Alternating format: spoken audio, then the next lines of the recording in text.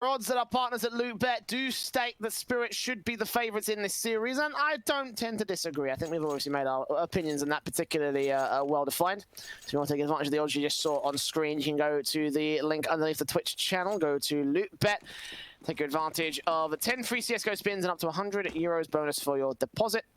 Only our betting partners at LootBet. So, FORZE on the CT start, double flash and defuse for Jerry, and the smoke flash for Chopper over on the T side. Spirit playing up the defaults here, very passive across their line. Power looking to get pretty aggressive out through short, at least with some early info, but ducking down to at least try and get a little bit of cover from the lower tunnels players. And Team Spirit now making their way in through what looks to be a split into this A bomb side. And FORZE have just gone so damn passive, giving up long control pretty much for free for the Ts. Howard out towards the passive positions again. FORZE being very careful.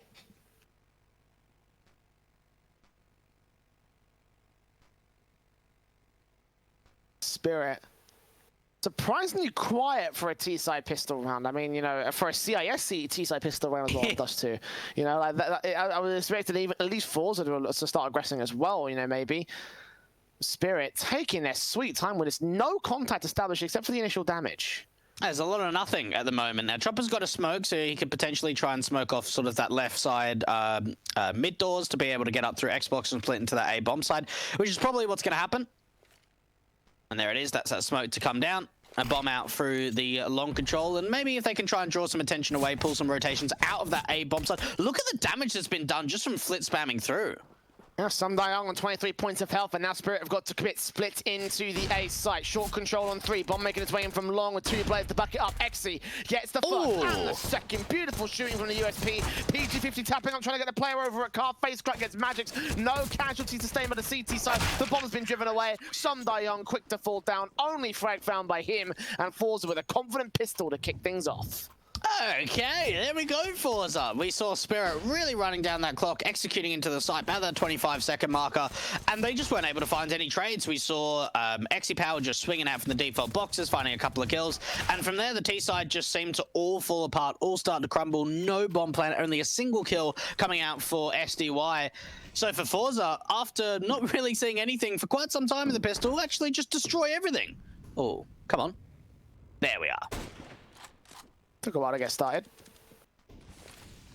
The boost coming in, the scout shots connecting to one man nade on the SMG. Not quite getting as much money as he wanted to, actually, but all in all, there's still going to be cash gained and players picked up. Spirit unable to hold much contention here on the eco.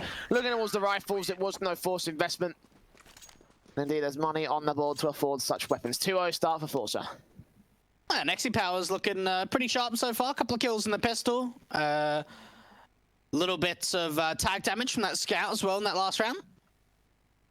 And looks like we are going to be having a little bit of a technical issue here, Jay. Hopefully, we will be able to get this series up and running because, you know, it has been a little bit delayed from the start, which does mean it is going to be later for all of the players as well.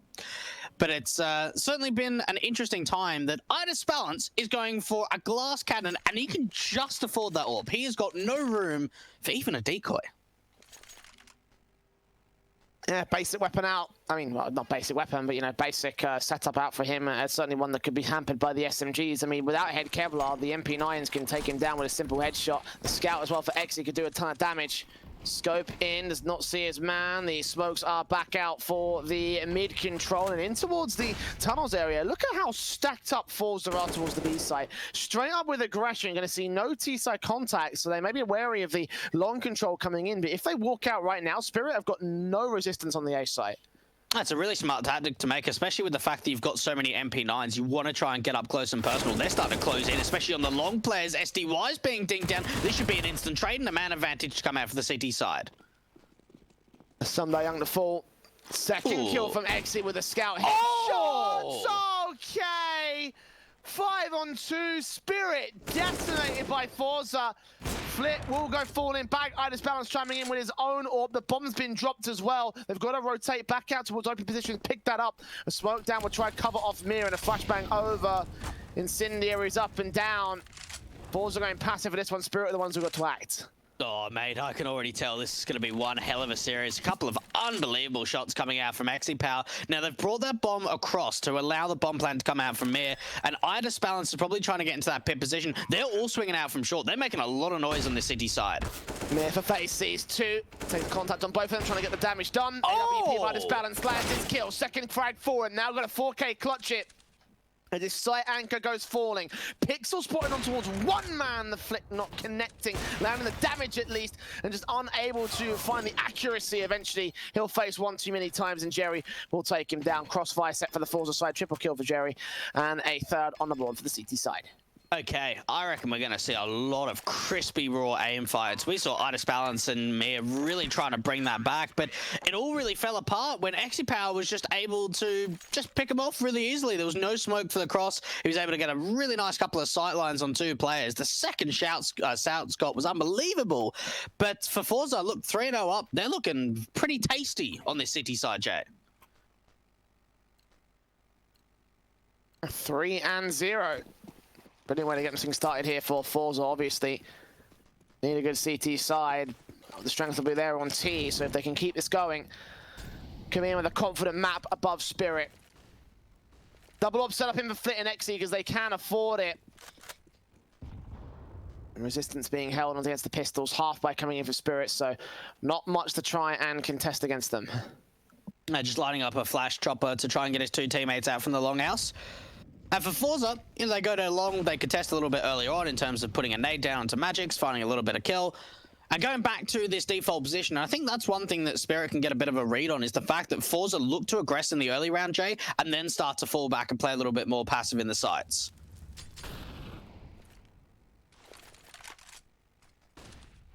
Watches to gain the mid control, AWP scoped in, seeing scout shots come through. Sunday Young gets the kill on Jerry.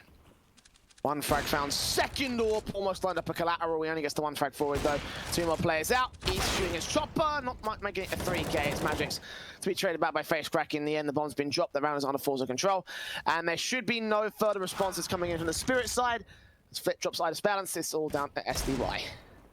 Some decent damage being found from the T side, and just a half by, a couple of kills come through. And recover that AWP, of course, from Power going down. And double AWPs being found out. So were FORZE running double AWPs in that last round, Jay? I didn't actually remember seeing. They were. Okay, wow, that actually came out really early then. Bit surprising that FORZE have decided to go for double AWPs this early into the game. Now, obviously, Flit is one of those hybrid players, especially on the city side of maps like Train and Dust 2, goes for it pretty regularly. But yeah, look, a little bit uncommon to see it come out this early in the game. They're just looking to try and put some rounds up on the board. Smokes on.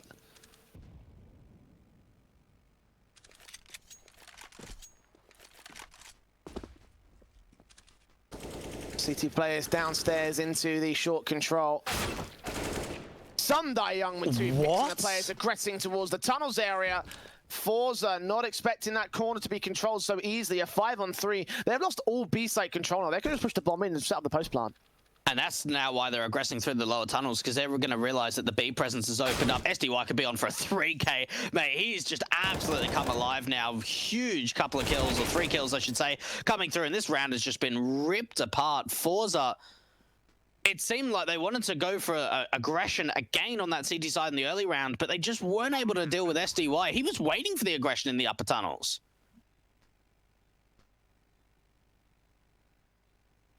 Sat back towards lower now. X left to save the AWP. May take a flight on towards SDY, but I don't know if he'll be able to win it out. Getting rid of that AWP so Xe can't grab it of his own accord. I mean, he's already got one in his hands. Up to timing with the AK, slowly facing in. Gets that kill for 4 frags total. What a brilliant round from Sunday Young. The easy entries, catching off the players towards the upper and lower air aggression. And I guess you mentioned just ripping the round apart there for the Spirit side. I'd honestly just rather call it like, you know, picking it apart, because it was just so simple stuff coming in. Isolated duels and no response from the CTs.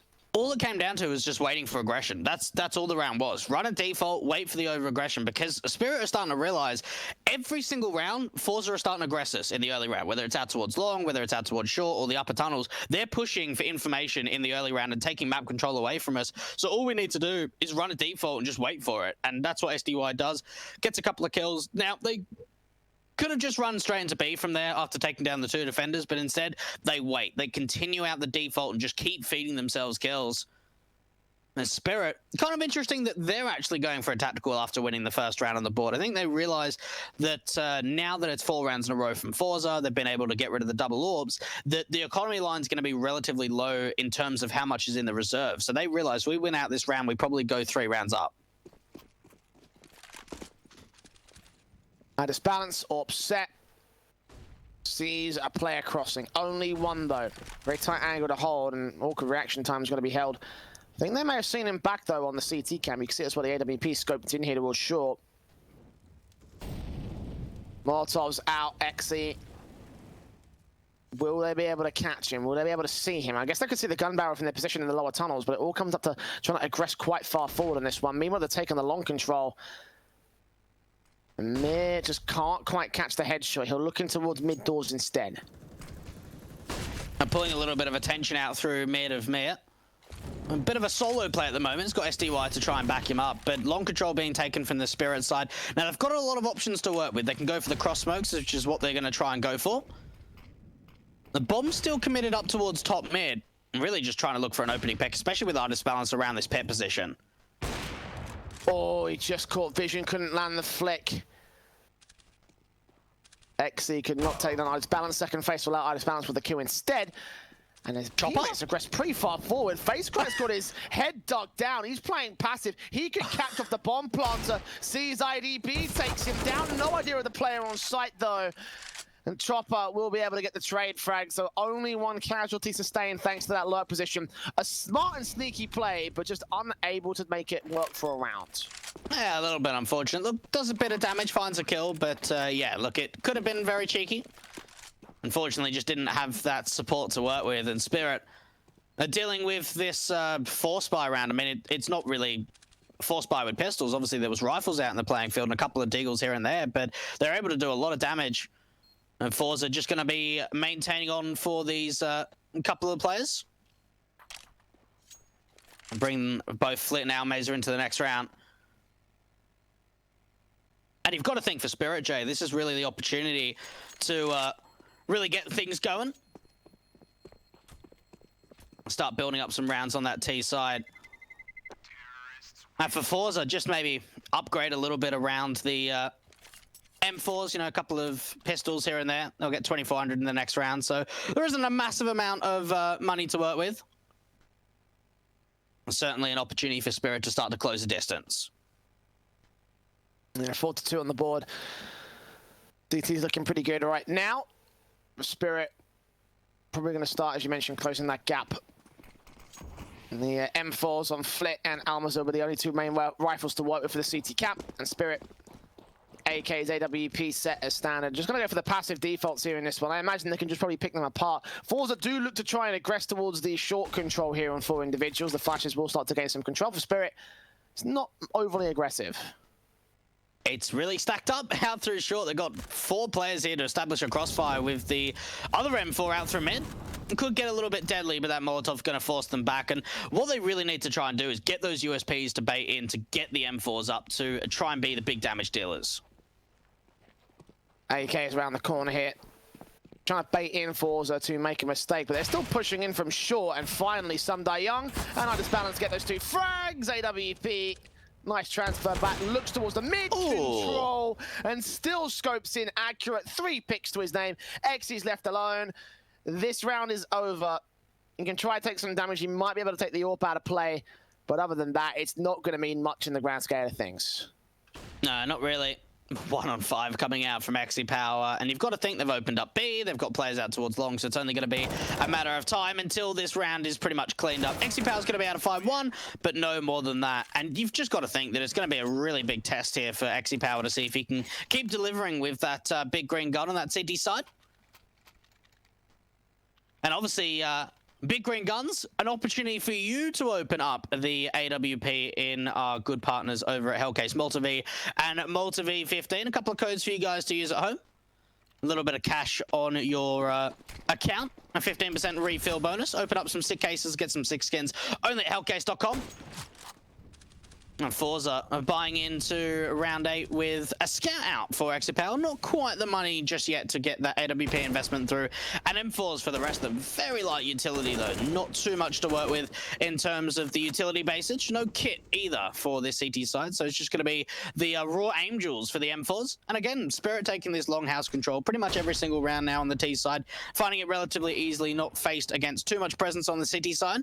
It's normally been aggression up through short, where XC Power's got a sightline towards top mid, so it can actually allow the two short players of FaceCrack and Jerry to start to walk up. And you've got to think, who is watching the angle? Yeah, SDY is going to be able to get that lockdown if they aggress any further. But at the same point, that flashbang coming up, that's going to give the info for the T side that, hang on a minute, top mid's being controlled, because we've already heard that flashbang. We need to be able to get a move onto this A-bomb side. Only one player to defend against them as well. Flit's not in the best of angles, going to see or hear all his presence coming through from the T side. Molotov's down, trying to force off the positions. And very passive stance from FORZE. Definitely looking for the retake here. No kits in though, and that's going to cause about a couple of problems. Face up from Flit. Mir taking damage in the backline. Just bounced with that first kill. Traded back from Flit in the end. A re-smoke down to keep his angle. Suppresses Magic gets Almaza close range on the bomb site. 2 for 1 all in all. He's very low though, and Flit can capitalize that frag. Young peeks up from the pit position and gets Facecrackers. Mir falls in trade. 2 on 2. Back towards Goose. Chop is dealt with, and Young is all that remains. Bomb on the default position. They're sticking the defuse, and Flit only needs his headshot. A 4K for the man, saving the round for FORZE.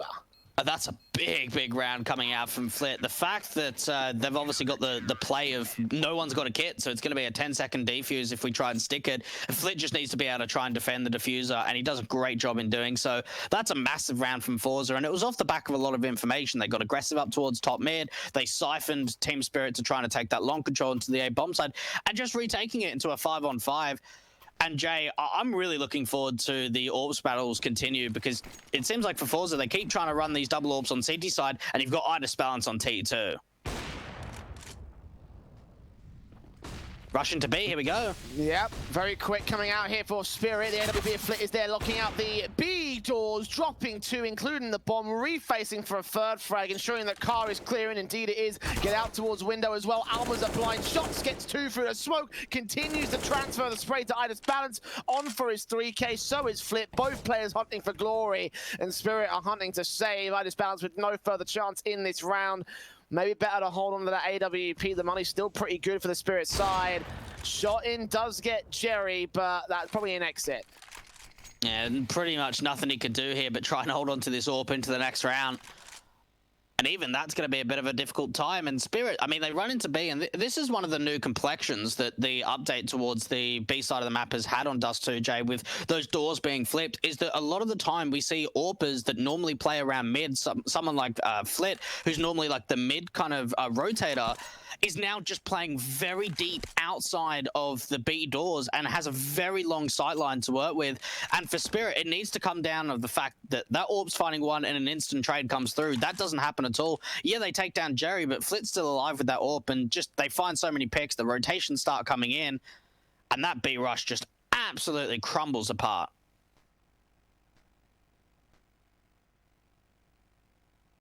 Not too dissimilar to how things have crumbled apart as well for FORZE when they go for those tunnels control.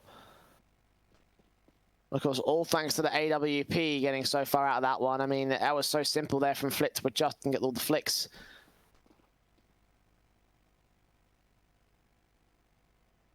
And again, as you mentioned, that new door, well, not new, but that door update really changing how you defend B site on Dust 2. And working better for the FORZE CT side. Still maintaining their lead at 6-3, starting to grow it above the T's once again. Should be seeing some buys come through. Young can probably afford to drop something towards one of his teammates. Another AK perhaps. I think there's already one weapon that's been dropped for Magics here, so we will be seeing full-blown rifles across the T-side board.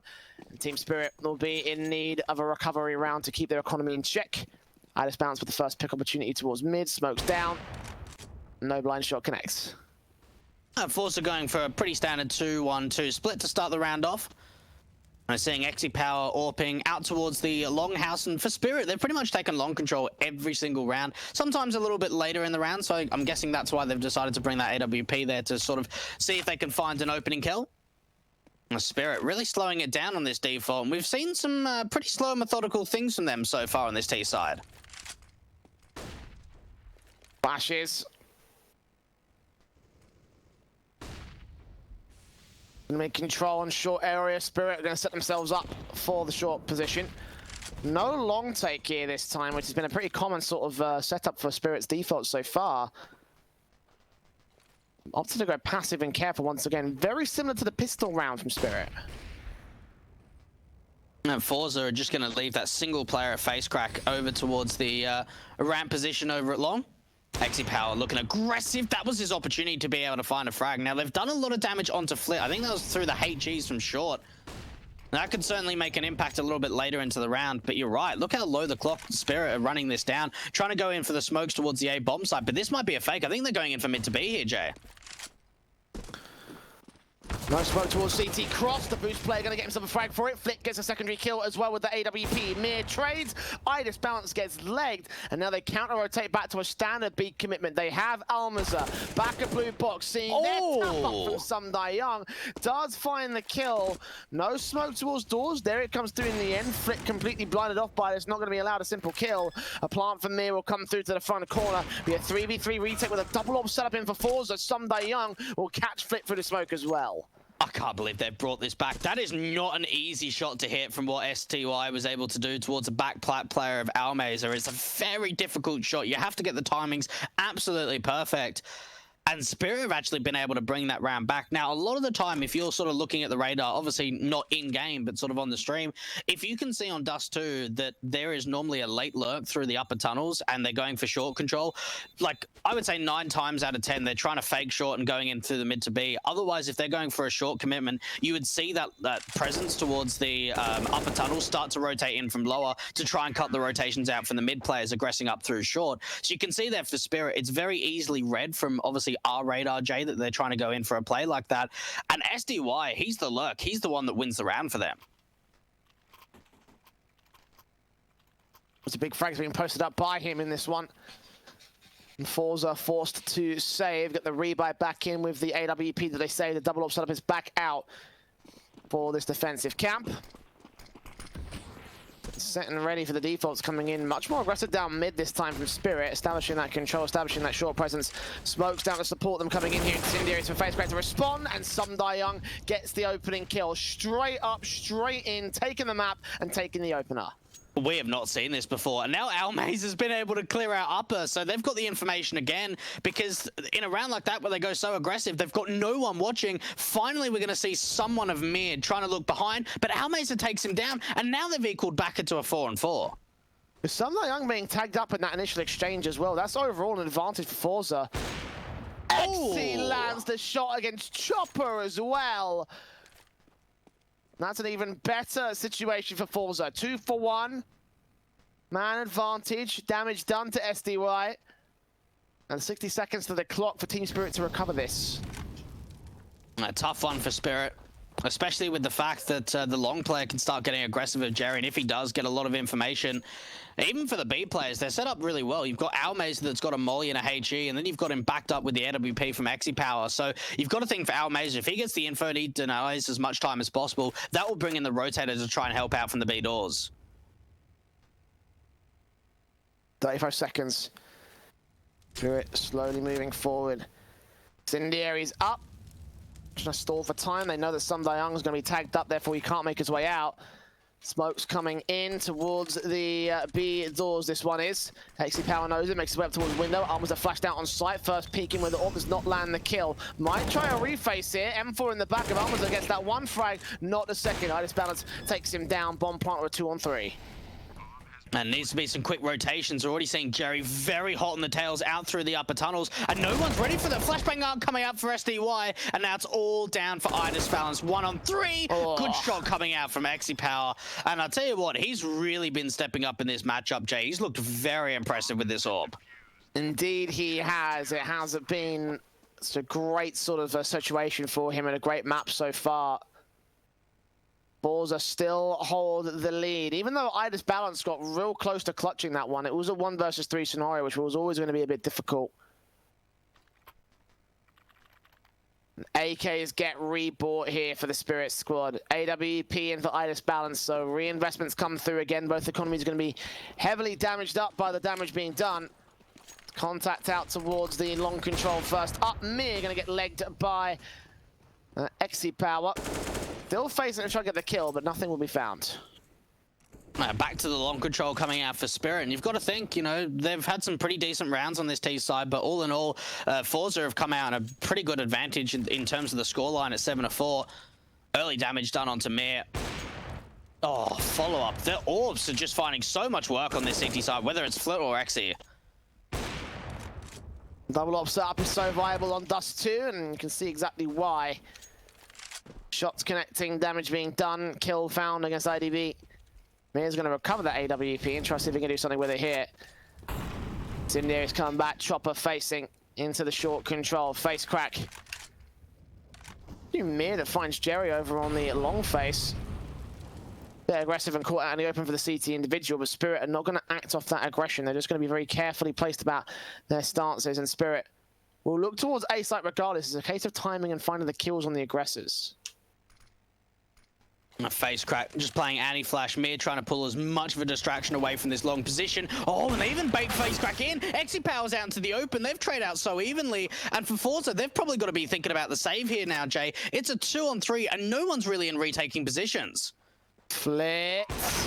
Oh, nice try. I thought he got the kill there for a moment, but no.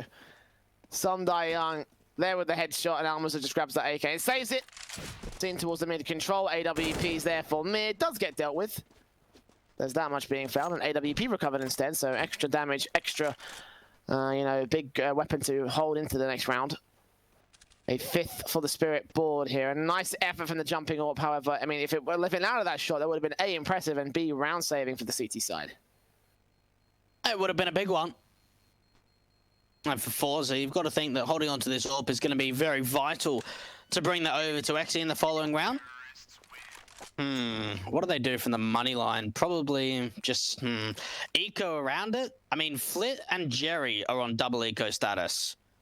It's a bit of a weird one for the money from FORZE. I actually might see them forcing the issue here. I have to wait to see what the buy comes through. Maybe only a light investment. Eco for this, and then maybe eco, light eco again to get the buy up in round 15 potentially. Oh! Straight up and out. Good kill. Idis Balance has been struggling against this AWP battles. Exy has been a fantastic fragger so far. Can't get any more than just those 2 kills. Trend back from Flit. There's fun a 3-on-3 situation. USP's tapping. AWP does face back from Flit, get a frag back. Oh! And a second. All right, now we're back in for FORZE as Flit gets 4 picks. What a round from him. They had an AWP. That was pretty much it. And my goodness, like, just even the play to get very aggressive, trying to take the fights onto the T side, make these fights really awkward. And Jerry's just baiting. He's just trying to see if he can pull Mir out into the open. This second shot from Flit. Oh my goodness, that's an absolute banger. Wow, that changes everything. Now it puts Spirit on a force. What a return, and what a round to gain the half with as well. FORZE are just looking so damn good right now. And such a confident position as well to take on a CT side. Spirit not been able to contest them, and once again the AWPs get the opening kill. Flit down mid, getting Idis Balance.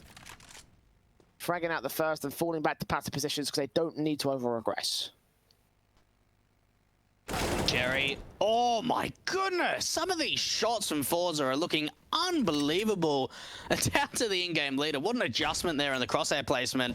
And for Spirit, like, how do you answer back into this? This is a force buy. You're gonna, if you lose this round, have nothing to follow forwards. And the CTs are even retaking long. Pushed up slowly. AWP facing against Young. It's all up to timing. He misses the shot on the shoulder bait. I think he may have been thrown off the accuracy of him sort of trying to rotate around. The flash in, the M4 does see the AWP, but did not see Magix though, and the Deagle can turn it back. They now know there's two T-side players there, and they'll opt to play a bit more carefully. They're just trying to bait rotations over, because look at Chopper. He can walk into B with the bomb plant, because you've got to think that's what they're really looking for. Run boost coming up, a shot from Exy, not the follow-up for Magix, and now the bomb's going into B. You know, drawing their attention towards the A site. They still think it might be a B play, but Almaza checks it, gets Chopper, and now leaves Magix alone without bomb control. Probably to save the AWP here, because there's no way he's getting around towards the B bomb site in time. 9th for FORZE as they look towards the final round of the half. And I have to say, this confidence is just brimming from the CT side. It's looking good. It's looking really good. And all of this sort of complexion from FORZE are sometimes struggling in sort of like these tier 2 events has just kind of been wiped out of the window. They've looked impeccable on this first half. They've really looked sharp. You look at Flit and Exy, how many kills they've got between them. It's got to be like 30. Yeah, 31 kills between both of the guys that have been like hybrid AWPers in this first half. It's just been so many AWP picks. And then you've got even the riflers chiming in. Spirit, this is certainly not the start that they were looking for on their T side of their own map pick, Jay. And for Spirit, they win like 60% of rounds on the T side. It's their CT side that is incredibly weak on this map. So you've got to think that they needed to get off to a much better start than this. That's been one of those maps which FORZE have had a pretty good time on the last couple of series they played it. They won during DreamHack. And there was the one map they took against Spirit over in the EPL qualifiers. Even had an overtime victory against Spirit on it back during Home Sweet Home, if you remember that. Wow. Bit long ago that was, yeah. Yeah, I know. Literally 3 months ago at this stage. Ah, okay. For the day. And there you go. Spirit may struggle even harder than they have before on Dust 2. 10-5 is the scoreline we're looking for here for FORZE. If they can do that, then Spirit are going to have a real tough time in the second half, and may well concede this one. Could well be one of the most confident maps we've seen from FORZE against this squad. It certainly could be. Grouping up in the upper tunnels for Spirit, trying to hit the B site execution. We'll have to deal with Almaza and the quick rotation of Flit. Using that HE means that no HE damage can be done out towards the tunnels. There is so much utility being used on this CT side. Maxes to try blind them off here outside of the tunnel's entrance, and now here comes the hit from Spirit. Armors are going to get blinded off behind Big Box, so try and find a bit of cover to try and receive. Oh, transferring. And Flit there with the order support. 2 frags for him. Magix, all that remains, 1 on 4. This round is over. He'll fight hard, but it's all in vain. 10-5 to close out the half for the FORZE side. Wow. Okay. That was looking pretty good coming out for the FORZE camp. Really impressed with their city side. And they made it very difficult to be read on the city side, because sometimes they got very aggressive out towards like Longhouse or up through top mid, or sometimes even through the upper tunnels. But they weren't doing it every single round, that it was just very easily able to get caught off. And those odds over our good friends at Lootbet, Jay, have changed just slightly. And now it's FORZE the favourites at 1.62, while the Spirit side are up to almost just over 2-1. So if you do want to get involved in those odds, you can check out all the information in the Twitch chat and below the Twitch channel in the Twitch banners. Jay, the pistol round, the most important round for Spirit to be able to hold on to contention and take control in this map up. It's a must-win pistol, I think, for Spirit, and they're going to aggress. They're going to try something very different. Something that they were able to punish against FORZE in the last half. Retake A. They're aggressing at B. Like, A's open. And they at least have the information, but obviously the also counter-aggression from the mid-control will stack up all 5 players in from the short retake. 1 player towards long. May hear the wraparounds coming through from the long house. Derry catching off Mir, gets that headshot. Chopper meanwhile on the bomb site retake, gets himself open, and Magix follows suit on towards face crack. Plant secure, back behind the box, planted open for Goose, and 3 players round the corner. Almaza gets the shock of his life as he goes down. USP desperately tapping with Jerry, gets that 1 frag. Block facing up against Sundai Young, but Ice Bounce and him trade out the frags, leaving it all to nobody. A 6th to the board of Spirit, a much more confident affair here to start off the CT side. A must-win pistol, and they won it. Oh, I really like that from Spirit. So they leave the A bomb site pretty much undefended, and they start to aggress out from mid and through the upper tunnels. And what that does is it means, right, if it is going to be a B play or something out towards mid, we're going to shut it down. If it's an A play, we'll just retake 5-on-5. Now, what FORZE actually tried to do there, Jay, is they looked like they were planning for that short position and started to aggress, but I don't think they realized how quickly the rotations came up, because they ended up having to get off the plant, go back into the side, and plant towards that goose position, like you said, because they didn't realize how much of a contest was coming out through short. Oh, I thought he was going to you can feel it. You can feel it. Like he was just going to get some stupid headshot. The scouts haven't shocked us enough today. Longhouse control from FORZE are a bit more sane coming in from them past the smokes, realizing that there is nobody there. There was a player peeked out above the blue box, checking out the blue corner. No one in pit either. And again, Spirit are going to back up passive away from the A site. Try play retake or indirect defense. They've certainly got a bit of information if they start aggressing up through these lower tunnels, but the thing is they need to rotate over to A incredibly quickly. Tag coming up, no smoke for the crosses for FORZE. That just left the Gandalf and face crack on 1 point of health. They put an HE, just a random one straight to the site. They could probably take him down. And burst it from Mir, gets a high HP player in Armazer instead. Incendiaries from the CTs do miss. That's a bit unfortunate. Could have driven them away from the site for a moment's time, but if they can get that bomb up there now, Flit could be in with a plant.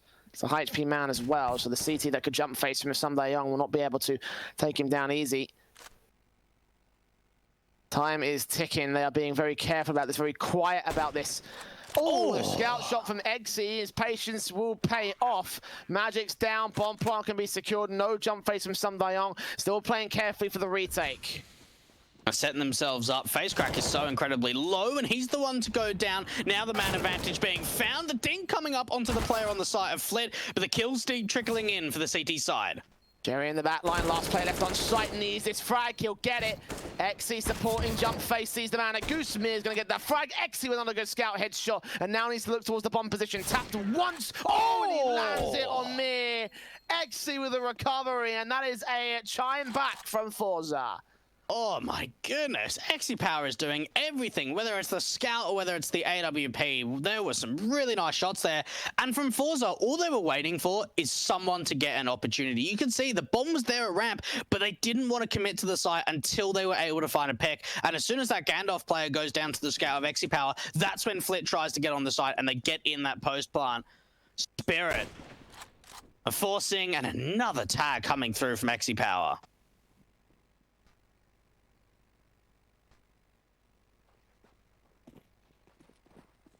Idis balance tag to 54.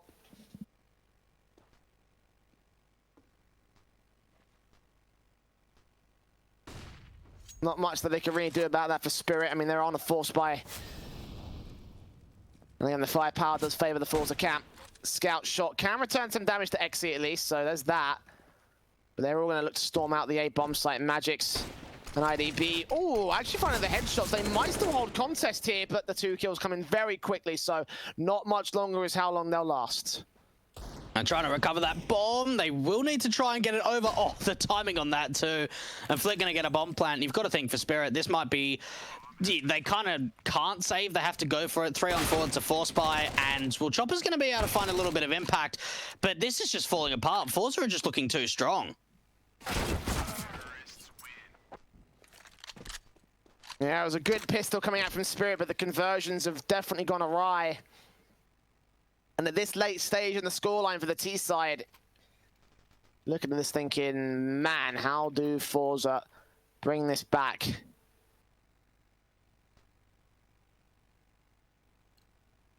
Six rounds to the difference. And the eco are going to have to come through from Spirit. FORZE are in full control. Exy Power not seeing any of those players crossing out towards the mid doors. Expected potentially a wraparound into the mid control and trying to go towards the lower tunnels area, but no such control will be taken by Spirit. Instead, it's a full-blown stack towards the B site. All 5 out here, hoping for a fast play, but FORZE are leaning towards the A play and the long control instead. And at what point, Jay, do you kind of think, right, I don't think this has comeback potential now for Spirit? Because it's not as if that they're making bad calls or anything like that. It's just that they're getting simply outclassed. We're seeing Flit and Power fragging out on just an unbelievable level. Realizing the fact that the B stack doesn't see anything, so they start to aggress up through T-spawn. Jerry should be able to hear some of these footsteps soon enough. And FORZE have already made their way onto the A-bomb site. Heard it now. And Jerry's going to see all that presence, know that A site is basically under the full control of the T's. They actually do get away with a couple of kills. A little one AK save, Matt 10 moving in for face crack, or lots of players to line up, but doesn't actually manage to do much. Only a kill going his way. 3-on-2 scenarios, Team Spirit.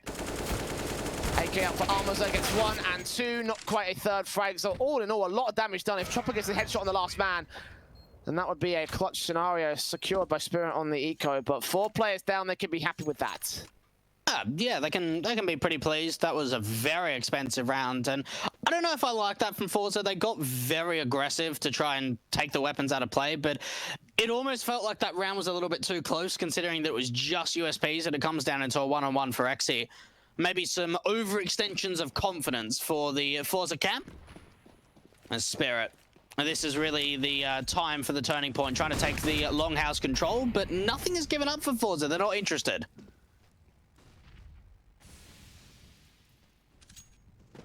Onto mid position here. Long presence held for the Spirit side.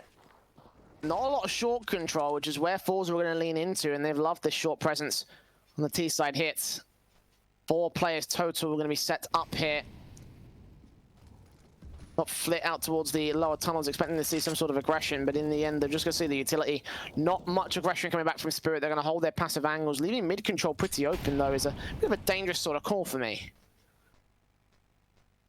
And not really too much vision over towards that area of the map. A bit of a crossfire being established at the B bomb site, where they've already taken the longhouse control, so they can just leave Magics towards that pit position and have a crossfire established on A between Magics and SDY. Right, Spalish, I should say. Now, with that AWP, you've got to think that this is on the cards for an A split for FORZE.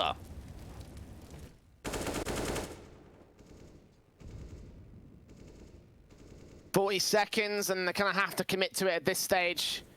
Long control still being held by Magics. Will they hear the damage? I think they may have done.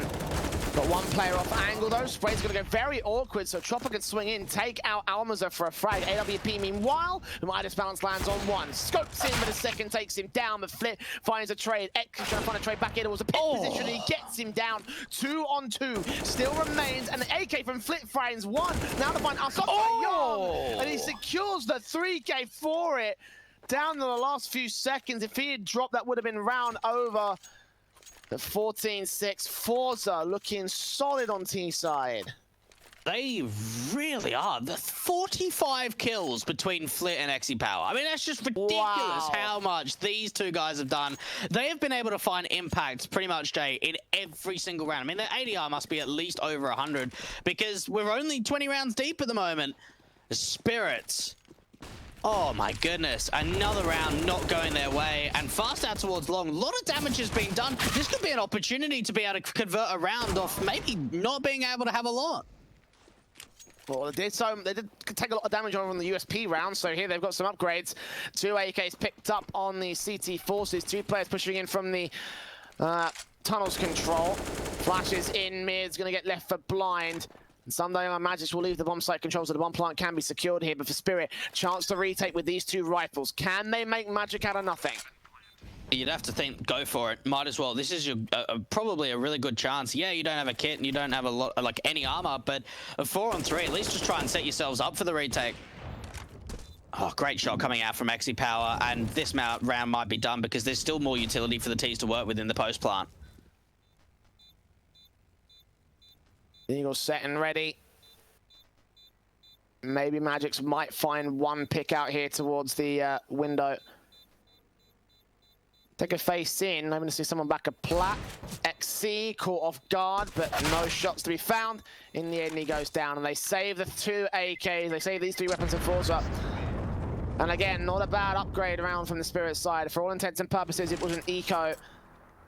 But they have let this one go right down to the wire. 15-6, map point for FORZE. And Spirit have a buyback. Again, AWPs to back up the AKs that were saved. A tactical will come through for the FORZE side, though. And you've got to think for Spirit, right? Like, they won pistol going into the second half, Jay, but as soon as they lost the anti-eco, it all fell apart from there. They've not been able to find another response, another round on this second half. And look, yeah, Flit and Exi Power having insane games, and sometimes it comes down to like the ground basis that if you've got a couple of players on your opposition just absolutely popping off, no matter what you do, no matter what calls you make or what strats you come up with on your defaults and what have you, it's sometimes just unstoppable. And it's really showing the fact that Flit and Exi Power, they've only been killed 9 times, where you look at Jerry, Facecrack, and Almazer, they're on 13 or 14 deaths.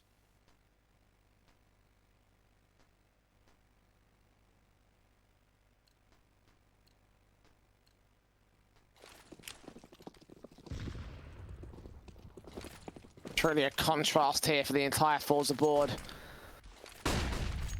The fast plays out will leave Flit sacrificial land, potentially getting the opening kill. The flashbang was perfectly timed. I'm not sure who threw it. I'm not sure who's popped out and was going to save the lives of the CT players, but it does mean they get a slight HP advantage above Flit and Facecrack. No opening kills, though, so they won't know about that just yet. Flit certainly wasn't hoping to be team flashed there. A little bit of miscoordination coming out from the FORZE camp, because it certainly blinded off the CTs, but also blinded off their teammates. Flit and Facecrack tanking a little bit of damage. A slow walk up for long. Hang on a minute. No one is actually really on the site. Magix is playing like anti-flash or... Yeah, no one's actually got vision of these Ts. Magix buying some breather room. Nades up. Oh, could have landed great on Almazer and Flit. They should know he's roughly there somewhere at the edge of the rice bags. So much damage done back towards him. 19 points of health. Molotovs and flashes continue. Young's nade finally gets Almazer down. Spirit forced away from the short control here. The only contender is Magix. And finally, Facecrack deals with the man. Bomb plant. Tapped once, Young not going to jump face. Smoke down on default, and he's going to continue to hold his position. Get ready for aggression from the teasing. Get ready for the retake from the Spirit side. They're going to come out this one pretty thick and fast, it seems like. Pretty slow peaks from mid, but as soon as first contact is taken, rushes will come through from the CTs. Incendiary on site, smoked off, will keep it suppressed. Orb shots connecting, Facecrack goes down, so does Jerry. Flit finds one, straight back towards Car. Second kill also going to be received, and that was a 1-on-2 with 1 HP as well for Flit. I think this may just be Spirit clutching it, but holding in the midst of the smoke.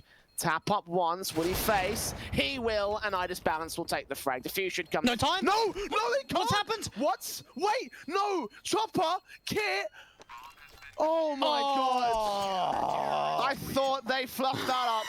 I really thought they fluffed that up, but no, they just stay alive. Why is IDB getting on the bomb? He doesn't have a kit! Oh my goodness, I can imagine the comms just being so wild just then. Oh, I thought they stuffed it up too. They just get that round. Oh, that was ticks. That was absolute ticks. Oh, Spirit. They almost had a heart attack just there. I almost had a heart attack there. And confidence starts swinging up for the CTs as well. Idis Balance taking Facecrack. Opening the round here for the CT side. Double ops now in play for Spirit. So there's a lot from FORZE. We'll see it now from the opposition. Flashes in towards the mid control. Long control out from the T side. Carefully pressing and hoping for someone to aggress. It's only Magix though. Again, very passive angle. Loves holding back here towards ramp and just waiting for the T's to come to him. Chopper's clearing out the lower and upper tunnels, so that's going to give the information to stack up that A bomb site. Now, FORZE have taken the long control, which they've pretty much done for the majority of these rounds on T side. But you've got to think, the CTs are set up so perfectly. There's 4 players at this A-bomb site. Good shot from Exi, catching Mir in the head. 4-on-4. Flashes over, trying to allow some sort of peeking from Magix. Hopefully they'll find 2 players back here towards the wall. They'll spray back and do even more damage towards him. They'll recognize where he was firing from. In the area at the rate to stop the execution here. The bomb is pushed up so far forward here. At this point, it's basically committed towards the A site, so they've just got to overwhelm Magix, take him down. They'll be able to take control of this. Incendiary's back. Flash is continuing. Nades at the ready. AWP. First shot on the bomb planter. Takes him down. Ida's found for the second orbit across area. Chopper with the AK chimes in. X-sealed it remains. He'll get one frag, but no more than that. And that was a really good read coming out from Spirit. There's not really much more to it, Jay. They were able to clear out the information from Chopper. He realizes there's no offensive over towards that B bomb side. They can stack up for it A. Yeah, XE Power's able to find a response, but the fact of the matter is they just set up too well to be able to defend. And FORZE up. It seems like it is going to be a little bit of time until they can close out this Dust 2 game. It will be 7 more rounds in a row for Spirit to try and take it to OT. Probably a thought that it's a little bit too far for the current state. But for FORZE, realizing the fact, okay, let's just go and get a strong buy going into round 25, so we'll just eco going into round 24.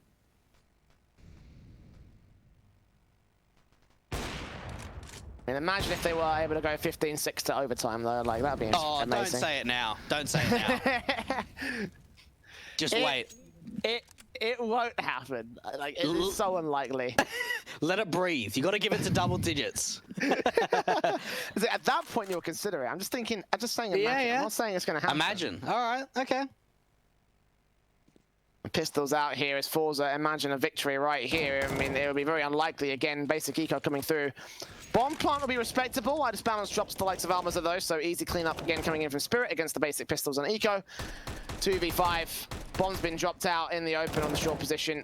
Flip does find one kill on some Young. Oh, P250. No. Okay, not to be. I thought for a second they were going to do it, but no. 15-9. And we stay alive for Spirit. Okay, everyone calm down for a little bit there. That was getting a little bit ridiculous. Flit was able to pull so many rotations to that B bomb side that no one was checking CT. Now, Flit stayed alive for a little bit longer. It could have certainly got interested on that 2-on-2. But all that matters is they're trying to keep that economy low. And I tell you what, Jay, they might have been able to take out that double AWP out of play from CT. So only running a single AWP provides balance going into round 25. Great utility out to long. Flit was so blind.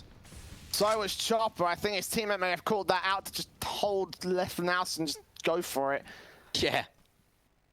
Either way, it's a frag being found for the CT camp. Spirit will be happy with that much. They need all these openers, they need all this momentum, they need all this confidence to just come to head and get themselves a 10th on the CT board. A minute and 20, they force FORZE to go slow. Default towards short though, again, looks like another A play. XE Power is slowly trying to walk out through mid to at least be able to bring back a 4-on-4 and catch off one of the B rotators potentially. He'll certainly hear the footsteps. Chopper's going to swing out. That's huge from the M4. AWP Vice Bounce knows that this player here, player's here towards the short area. Top of the smokes. Seeing head. Does take a flick back, but Jerry's going to win it out as he misses the shot. Bomb plant should be secured here. Passed off towards Jerry. Where's he going to plant for? Open short? Seems like it.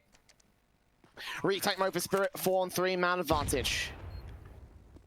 And what can the T side do here? So many players out towards the CT spawn, and the long player coming out, all trying to regroup together on the CT side. Oh, here comes the flank here from Almas. I can't do much of it. Face crack, transfers the spray towards one player, not to the second. Nice backstab coming in from the FORZE side, but it just doesn't quite do enough. So, 10 to the ball to Spirit. 5 rounds to go for the CT side.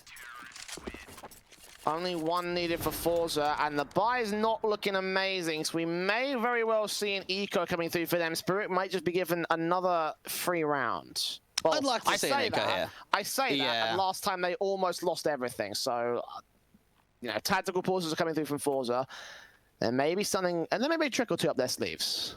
Yeah, look, I'm hoping they're echoing, because the fact of the matter is, when you're up 15-10, the worst thing you want to do is just continuously destroy your economy and give up advantages for Team Spirit. Take the knee, take the eco, get a buy round going into the round 27. So same sort of logical thing that we saw in that last best of 3 is that you're looking at the economy line from FORZE and you think, right, eco going into round 26, they'll be able to buy on 27, buy on 29, and if we do go to 30, it will be a force buy scenario, depending if they get a bomb plant and how much extra kill bonus they're able to find. But just taking this you know, relatively easily, trying to see if they can get the AWP out of the hands of the CT side. Because you even look at the CTs from Spirit, right? You've got Itis Balance on $0 in reserve. You've got Chopper incredibly low. And then Mir and Magic's at 2K or below. The money is very awkward for them at the moment. It could well be a chance. Or FORZE to break the back of the CT camp if they can just get some damage in. Obviously, ideally they want the round, but a realistic scenario, damage is not out of the woods. Again, we saw what they did with the pistols in that last round. Lower tunnels aggression from Chopper will come through. See Flip take him down. That's the only player they've seen though. Smokes up, one missed. Oh dear. They didn't have enough smokes to spot the short sword before those mistakes. Now they're gonna have to cross with the flashbang. Hope to God they catch it all. Face crack. XE falling, Armor's a good frags found with a deagle. Couldn't quite find the third man. Bomb's been dropped out towards Kara as well. This bounce will fall down. AWP picked up by Jerry. 55 seconds. Could not get the frag on a player from CT spawn. A player up close towards Gandalf as well. Flashes in, scopes out, and Chopper knows his tunnel vision. That's an easy kill. That's 11 for Spirit. I was getting a little bit worrying, and yeah, look, that's mistakes that just really can't happen for the FORZE side. They missed that secondary smoke. Yeah, Amaze is able to get a couple of fantastic one-digs with the deagle, but the fact of the matter is, you know, especially on a gun round, mistakes like that could not come through. Now Spirit going back for the double orbs. Itis Balance and SDY. And we've seen SDY trying to take it over towards that B side of the map as the B anchor. And for FORZE, they are letting this lead slip a little bit, Jay. Yes. Oh, AK's out here trying to maintain control. Jerry's spray is just awful, honestly. Like, that was very, very uncontrolled out here. Almas will try look for Magix, but Magix ends up with a kill of his own as Itis Balance gets the AWP pick on face crack. It's a 5-on-2. This is a round already favoring Team Spirit. Actually, Flit and X are going to try and fight their way out of the corner that they found themselves in. The spray's again going awkward for the AK. M4 switched out towards, sees the AWP and gets it to a 2-on-2. Backstabs in for Magic, sees his man. Bomb on the back of the AWP, though. Going to go for a plant towards short in now a 2-on-2 retake. And Chopper is so close towards the site. If X can't find his frag, it may well be round over here for FORZE. Not checking ramp. Flit coming in with a very long backstab. They can stick the bomb. They've got the round. Yeah, nothing Flit can do there. Chopper knows instantly where Flit was towards the sort of mid area. Let's just stick that bomb, get a Molotov out from short if he overextends. And really come down to XE power there. Realizes the fact, okay, get the bomb plant, get that extra bit of money. But Spirit, okay. 6 rounds in a row for them now. It is getting a little bit interesting. And you've just got to think the nerves from FORZE, they can't come in now. They really need to mentally reset. And I'd love to see just another tactical pause so Jerry could just have a chat with his teammates. Now it's starting to get concerning here for FORZE. Yeah. Now it's really starting to look like Spirit are on for overtime. I feel bad because I feel like I might have jinxed it. So, Everyone blame Jay. Yeah. Out to the mid control. On short as well for the T-side players that are set here. We've got Itis Bounce with the AWP watching from short. Face crack, probably going to get run boosted in, so the AWP might see his man. Does get the frag actually as well. Difficult one to hit, but he predicted it well and opens things up again for the CT side. That's a tough shot. That's a really difficult shot for Itis Balance to hit. The velocity on how quick the player rounds the corner, that's just a fantastic AWP shot coming out for IDB. And even for Chopper, flashed in towards mid. Now, he hasn't been able to see Flit just yet. He's been very undetected in getting aggressive out through mid. He can try and backstab in through CT when the short play comes out. Dindy lands the edge of the smoke. Flit does find a frag back towards the mid control. Backs up towards the middle as well. And now looks towards tunnels. They're going to counter-rotate. There's no one actually on the A site here. They're all held out towards the long control. As they push in, they see nothing coming towards A site now. And time is of the essence. It is so low to the clock. Maybe XE could sell a rotation from Mir, but it will still be some Young watching the doors area. Tunnels now seen. Flashes over. Players not blind. Swing in. There's some Young with a kill. Mir with one of his own right drops that bomb, makes it a double. And the B defensive holds solid. That's why they didn't want to go there. FORZE. An AK must be saved. 13 to the Spirit board. They have lost all sorts of control here. But the thing is there from FORZE is that they fake the short commitment, but no one rotates off a B. You know, if there was a single B defender, then maybe they trade out evenly. But the fact that no one is moving off a B, Spirit have got just the biggest read in the world. Hang on a minute, we think this is a fake. Let's just keep 2 players at B just in case. Okay. Now, the economy line has been hit a fair bit for this Spirit side, and that's why we're seeing Chopper on an MP9. Look at the blue. So many rounds now. 7 in a row for Spirit. Oof, Jay. Oofed. Oofed is right.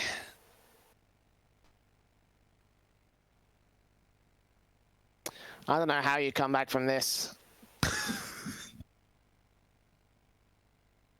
It's a tough one. Really, really rough spot here. Like, they are just being manhandled by Spirit. And considering they're on match point, like, you wouldn't expect to hear that. You expect to say that. AWP set for Exy. AWP in for Idis Balance as well. And Exy straight down towards the mid control.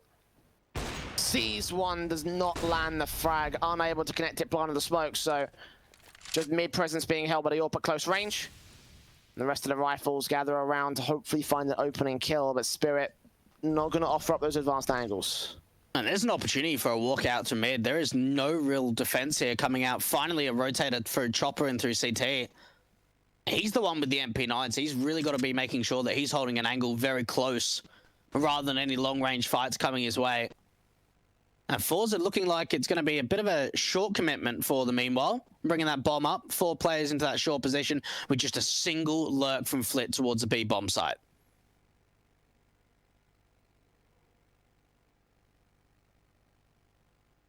AWP set and ready. Idis Balance standing by alongside Chopper.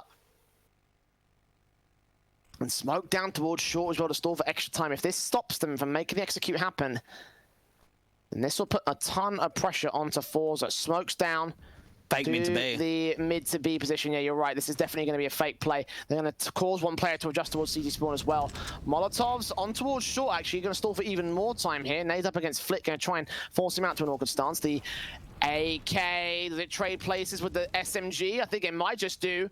Taps up, Flit waiting in the midst for the smoke, makes his way back around, but there's no idea that Chopper's there. Frag found, 20 seconds. Idis Balance needs to scope in. Get a Flit back, and indeed he does.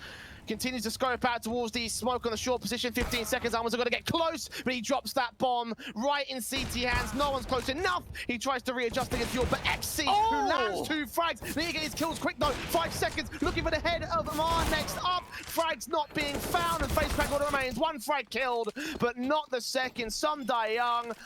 Will keep us alive for Spirit. 14 to the board. FORZE last second stuff. They need to come in with more confidence, or they need to have a bit more time to the buffer. Unfortunately there for Flit, you know, it really came down to him to make a play. If he was able to take down Chopper, they would have been able to get a man advantage going into that side. They weren't able to deal with Idis Balance. He was able to find so many picks towards the back of ramp with that AWP. And even for Chopper, realizing the fact that there may be an opportunity that there's a split in. As soon as Flit makes some footsteps and doesn't check that angle, it's just an instant swing from the MP9. And another tactical from FORZE. They are really letting this slip away.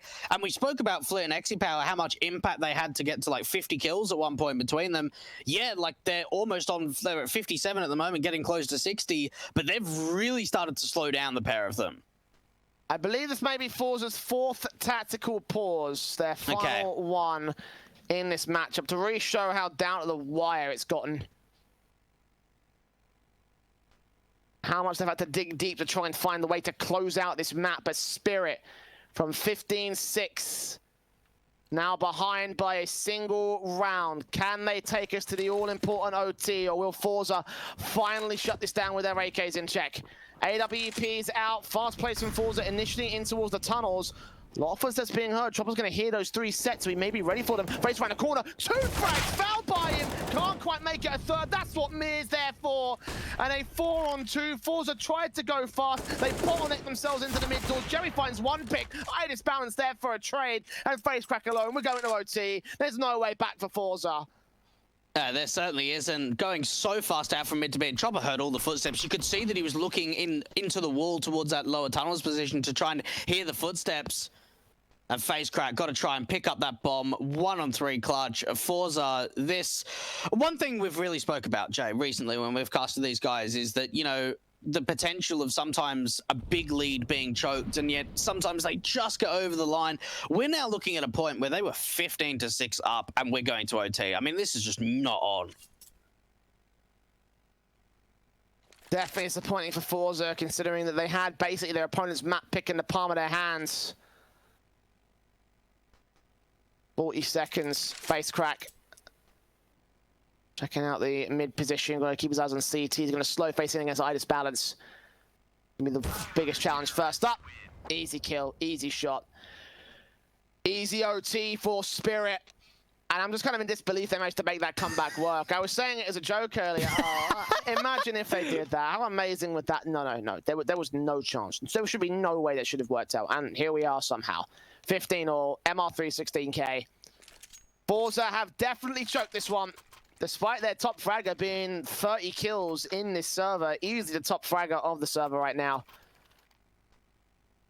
I mean, what more do you say here? Well, apparently Lootbet still favor the FORZE camp, which is a little bit surprising after seeing their massive lead start to spiral out of control. But if you do want to get involved in those odds, you can obviously check out our fantastic betting partners. All the links are underneath the Twitch channel. And for Spirit, they've been able to do the absolute unthinkable. But Jay, there is still another hurdle ahead of them. They need to be able to claw these rounds on the CT side. And this could be a good start from Chopper. Look at the damage he's done onto Flit to start the round off. Oh, he's clearing out upper too. Yeah, Chopper driving him away. Seeing no T-side presence that might force a rotation back indeed from the mid control. Mid's going to see nothing, so he makes his way out from CT to join the likes of Idis Balance. Molotov on his position, the AWP facing in. Getting forced back behind the car. Still looking for a shot on the first man. No accuracy. Almaza gets the headshot, opens things up for FORZE. That's a great opening. Just a drive-by coming out from Almaza to deal with the AWP out towards the car position. But SDY is going to find the trade, and that's going to make it a little bit easier for the retake now for the CTs. Chopper seen by Face Crack, desperately looking for that kill back for the T-side line. And Magix comes in from shore. Almaza held back behind car, going to provide support for Joey to make his way up towards the site. Amir behind the smokes. M4 Sap doing damage, taking damage. 19 points of health. Being so low right there on the default plant position. He's just waiting for a chance to show itself, for the smoke to clear for him to potentially find a frag. Is going to be super low for it. But for Spirit, it could be the way in. Sundayang finds Exy, 2 standing. Jerry takes that trade. Chopper and Magix chime in at the right moment. Mir was not needed because Spirit have 16. And they've got confidence. They've got the lead, Jay. I cannot believe that we're now seeing them in the lead. I don't think they've ever had the lead in this matchup. If I remember correctly, there was never a point where they had a lead. I think there was a point where they were down like 3-4. But outside of that, that was the closest they'd ever been. And now they're actually in the lead. I can't believe it. They've really come into their own. They're really starting to fire up on this CT side. Spirit are looking just impeccable on their map pick. Exig Power is going to be able to find an opener. That's something we haven't seen for quite some time.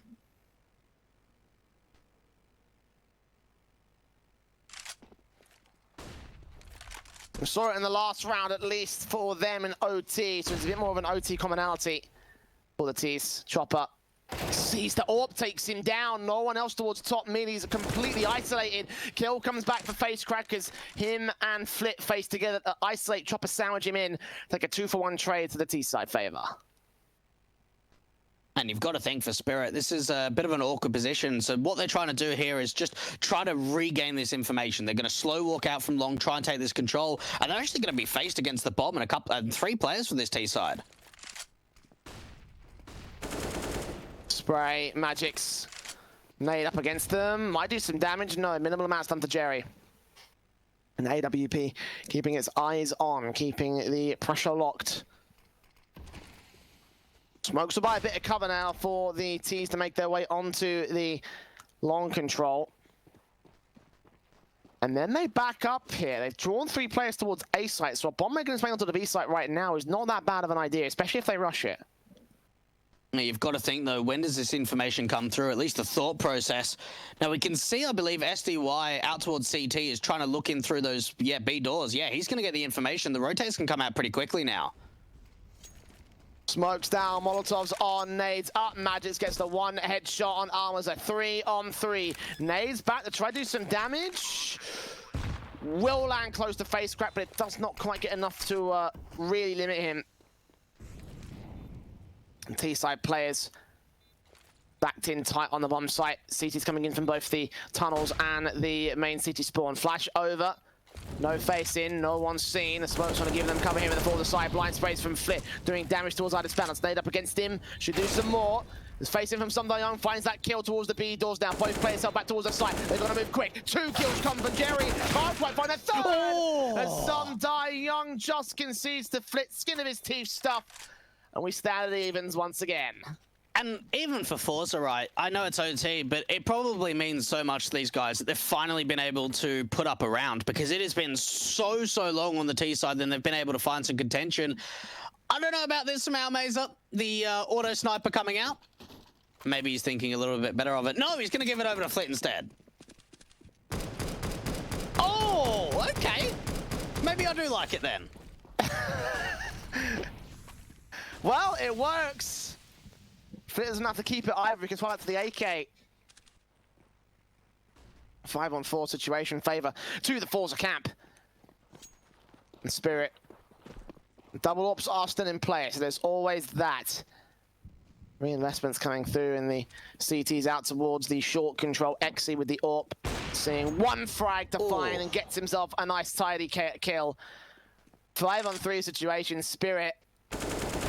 Back in the same sort of standards for the CT side, it seems. All the kills going the way of FORZE, confidence brimming for this squad. We should be seeing 17-16 to close out their first half of OT. And FORZE going in for the bomb plan at B, a 4-on-2 close plant. You'd have to think that this retake is pretty much unthinkable, impossible to say the least. And they're even going to hear that scope of Idis Balance, and they can just keep using this utility. They've got another Molotov to back up. There it is. Well, Spirit, I've got to go for this retake. They don't have a choice. Almaza gets his 2 faces in from the B doors. Easy peasy. It's the last 2 standing. 17-16, FORZE have a lead once again coming out of the first half of overtime. Lost it for a moment, but it is back in their control. Now, as we go to the T side, it's where Spirit did struggle during regulation. It was a 10-5 half for FORZE. Will they be able to bring that confidence again and finally close out this map? It's double op stats coming out immediately for both sides, interestingly enough. Okay, getting a little bit interesting here, but look, for FORZE, they found so much success with both the AWPs on the back of Flit and Exy Power, and they were able to put 10 rounds up on that CT side. Spirit, what can they find as a response? They've got SDY as that secondary AWP on the T side, and Idis Balance has opened up B. They can just run into B now. Got a good spawn towards tunnels. They're going to continue facing up as well. See nothing towards the doors, nothing towards the window. Smokes down to try to siphon off the rotations. Xy's already made his way through. And the AWP, the challenge against the AWP of IDB. Magix gets face crack next. 5-on-3 situation. Spirit making their way into the B site. Almaza next up with the M4 Molotov against him. Sees 2 out of the tunnels. 4 HP. Burns 2. Does go down to Idis Balance. Chopper follows suit in towards mid. Trying to look for Jerry. And he finds himself a 2K. Okay, that was an excellent response coming out from Spirit. They don't lose a single player on the T side, and they've got rid of those double orbs straight away. Now, with being MR3 16K, obviously FORZE are going to invest into them straight away. But you've got to think a bit of psychological damage is done to the FORZE camp, or maybe a little bit more than a bit. To be up 15-6 and now be at 17-17 is certainly not a position that any team wants to be in. And fast smokes out towards that long position. Very fast control looking to come out for the T's. Well, Alma's ready for the first face against Chopper, takes him down. This time it's FORZE winning out the opening man advantage. We can always make control here. Take a look at Mir. Idis Balance. Short position as Mir holds back in Cubby. Again, carefully placed from Spirit as they were on their T side. Didn't get them much over on the T side. Flashes in. I mean, actually, Mir could find quite a lot if he peeks in the right moment. Could line up 2 frags, and Flit takes him down the adjustment. 5 on 3. Again, FORZE finding 2 picks. No trades back from Spirit, despite the damage done to Jerry. Great opening fight coming out for the long control from the city side. Then Flit obviously being able to answer back. The Spirit 3 on 5, and they don't have any smokes on this T side, so they've got 3 Molotovs, so that is going to help them on their execution. But if they go for a short play, there's no way of either smoking off CT spawn or smoking off that position that XE Power is looking for at that short position. So this is pretty much free range for the AWP. Molotov's in, XE watching with the orb, unscoping at the worst possible moment, but he does find that kill on Magix eventually. 2 standing, Sundayoung taking damage, Idis Balance trying to support him to make their way up.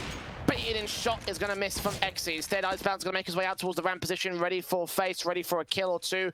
Looking on short instead, and that allows FaceCrack to swing. All left to Sundayoung, 1 on 5. He's a dead man walking. 18 on the board, map point again for FORZE, 1 for Spirit that'll take us to a second overtime. Spirit have been able to claw it back so far to get to OT. It would honestly be a shame to see FORZE be able to win it out here in 19-17 fashion. Where is the response? Maybe something quick now. In OT, we haven't really seen anything fast outside of the longhouse control for the T sides. Maybe something down towards mid to just get in the face of the CTs early on. Oh, Naught battle. This could be interesting. Idis Balance tries to aggress and actually force the man off here. Chopper traded back by Jerry from beyond the grave. Both players picking each other apart. Into the longhouse control. No major advantage for Spirit. 4 on 4.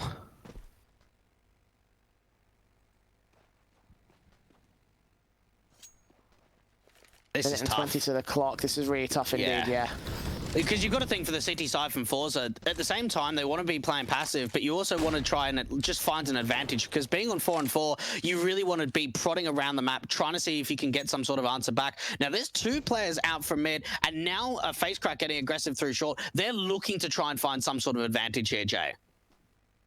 XE hearing footsteps to his right-hand side. Backed up from the T's, up and out and into the long control. They have Flit with the orb, ready to face, ready to take Idis Balance down.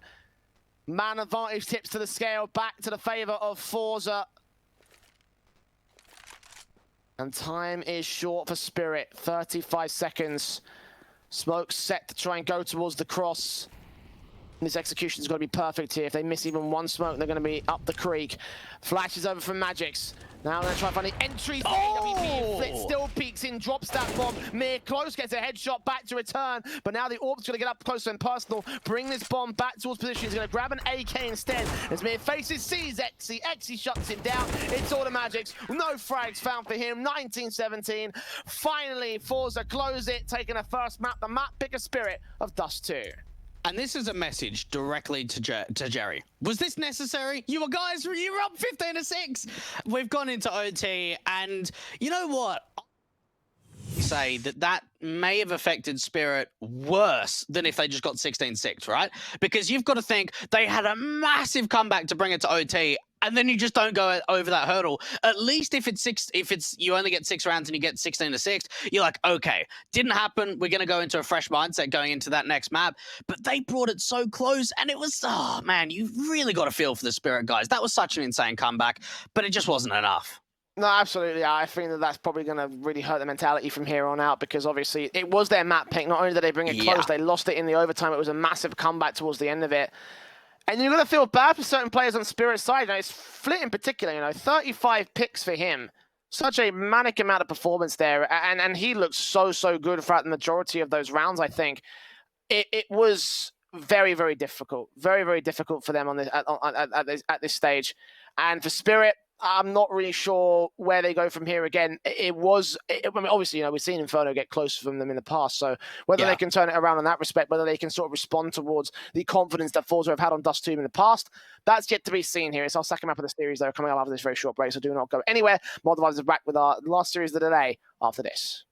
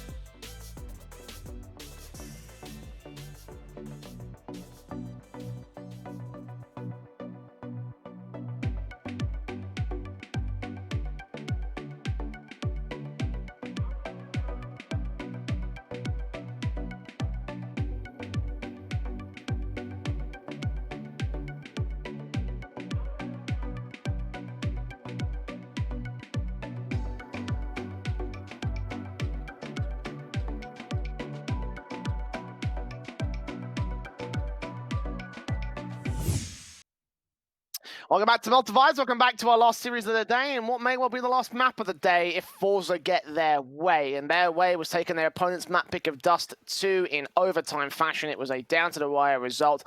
And now we move on to Inferno, which is their own map pick. Now, again, I will stress that a lot of the times these maps have gone pretty back and forth. And while FORZE have won the last Inferno duel, we've seen Spirit take Inferno in the past. We've seen Spirit take Dust 2 in the past. So there's a real good chance that we could still be on for a 2-0 in this one, Blake. Sorry, a 2-1, I should say, specifically.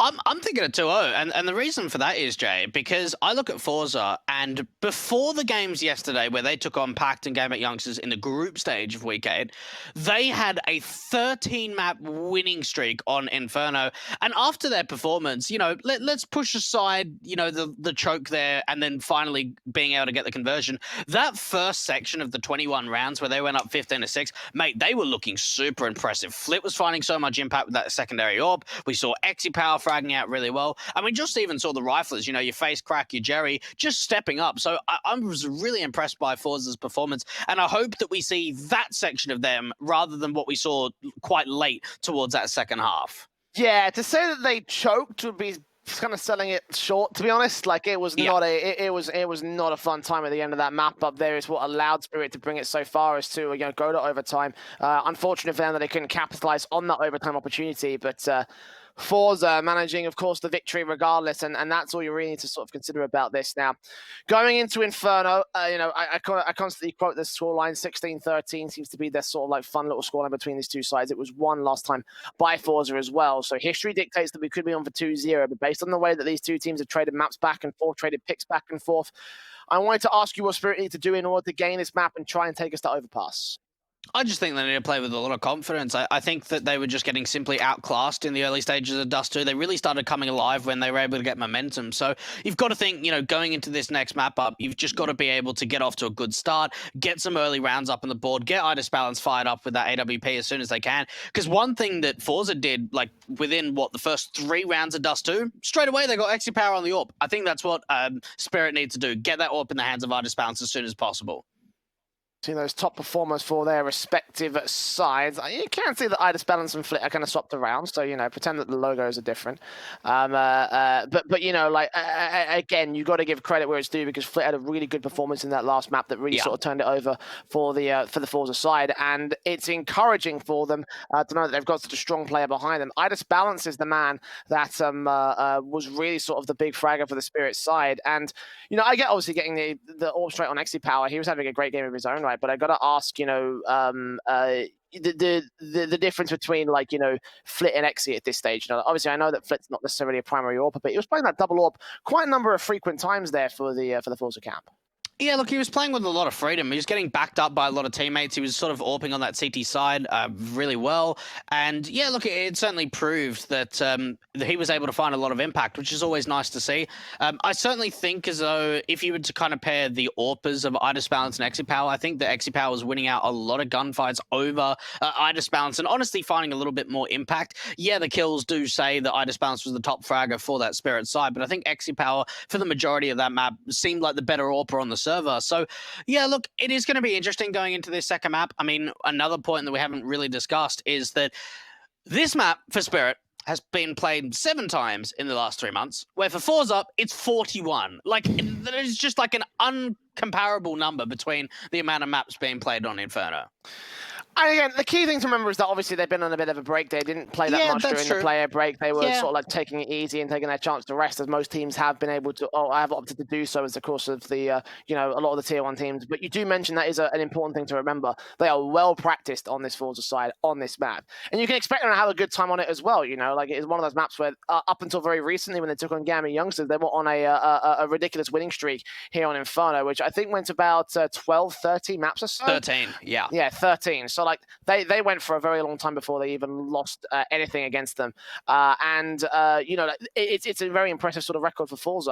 One kind of record that you would expect that should be able to sort of carry their way through into this map up, given the fact that they are coming into this one essentially the warmed up team from their first map.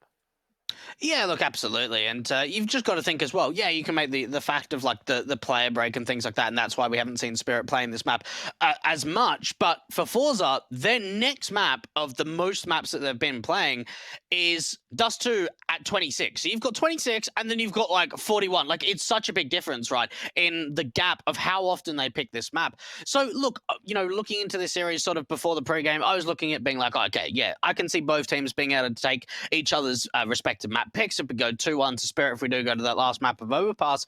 But I really just don't see that being on the cards now for Spirit. They need to come into their own. They need to show us what we saw in that comeback where they were playing really well. They were stepping up. I think Mir needs to get a little bit more involved. He was very quiet for the majority of that map, which is a little bit surprising considering the sort of firepower that he brings to this side. So I think he really needs to fire up. And Chopper just needs to have a few words with the guys to sort of say, right, we got absolutely slapped for the first half and the majority of the beginning of the second half, but we brought it back. And if we can do that, we can still do some damage in this series. Yeah, Chopper's going to G his teammates on and G his squad together. Like they've had to work hard to get to this position. They've had to work hard in that last map up, and it didn't quite go as well as they would have wanted it to. You must imagine that Dust 2 is going to be a relatively big loss for Spirit, but it's not the end of the world. Again, they've taken Inferno above this team before, so when it comes to mental game, like when it comes to how Chopper's going to, try and encourage his teammates, how Certus is going to try and encourage them from a coaching perspective. Then, they've got to get the mentality going like, listen, we can win this. We have won this before. Now's the time to step up. And it's just getting past this first hurdle as well. Like, look towards Overpass later because I realised that obviously it's not a fantastic map and it's not one of the ones that we see commonly when it comes to this particular rivalry. So just focus on the challenge ahead before you get any further ahead of them. But however, seeing how Forza have obviously taken maps of Inferno against Spirit in the past, given the fact that they have had, basically their common two maps have always been Dust 2 and Inferno back and forth, they must have some sort of game plans to how Spirit are going to play this and how they're going to play this, how they're going to anti-strat, how they're going to adjust. Yeah, you'd have to certainly think that both teams could be able to anti-strike pretty hard, even in the fact they don't have to watch demos, but they've played them so often that you just get the tendencies of the feels, right? You see a certain smoke, you see a certain play, and you go, right, they're going this, we're going to do this instead. So that is a lot of the time what happens with these rivalries is, you can watch the demos and you can see what they're doing against other teams, but it's just like that gut feeling on the server that you can say, right, I've seen that before, I know exactly what's happening.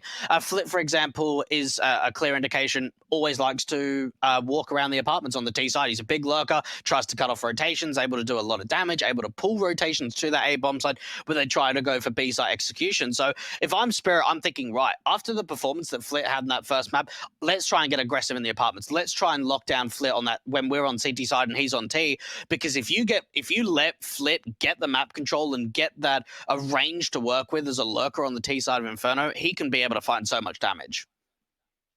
A lot of damage that could be potentially found there for this side, and in general, it will still be a tough affair regardless of how you see things. Like there's going to be a lot of counters, a lot of adjustments being made by the respective sides. So I got a kind of pressure for win conditions here at this one, Blake. I can imagine that a lot of it will be the case of play the same sort of game for Forza, but how do they sort of counter what Spirit could potentially be bringing to the fold?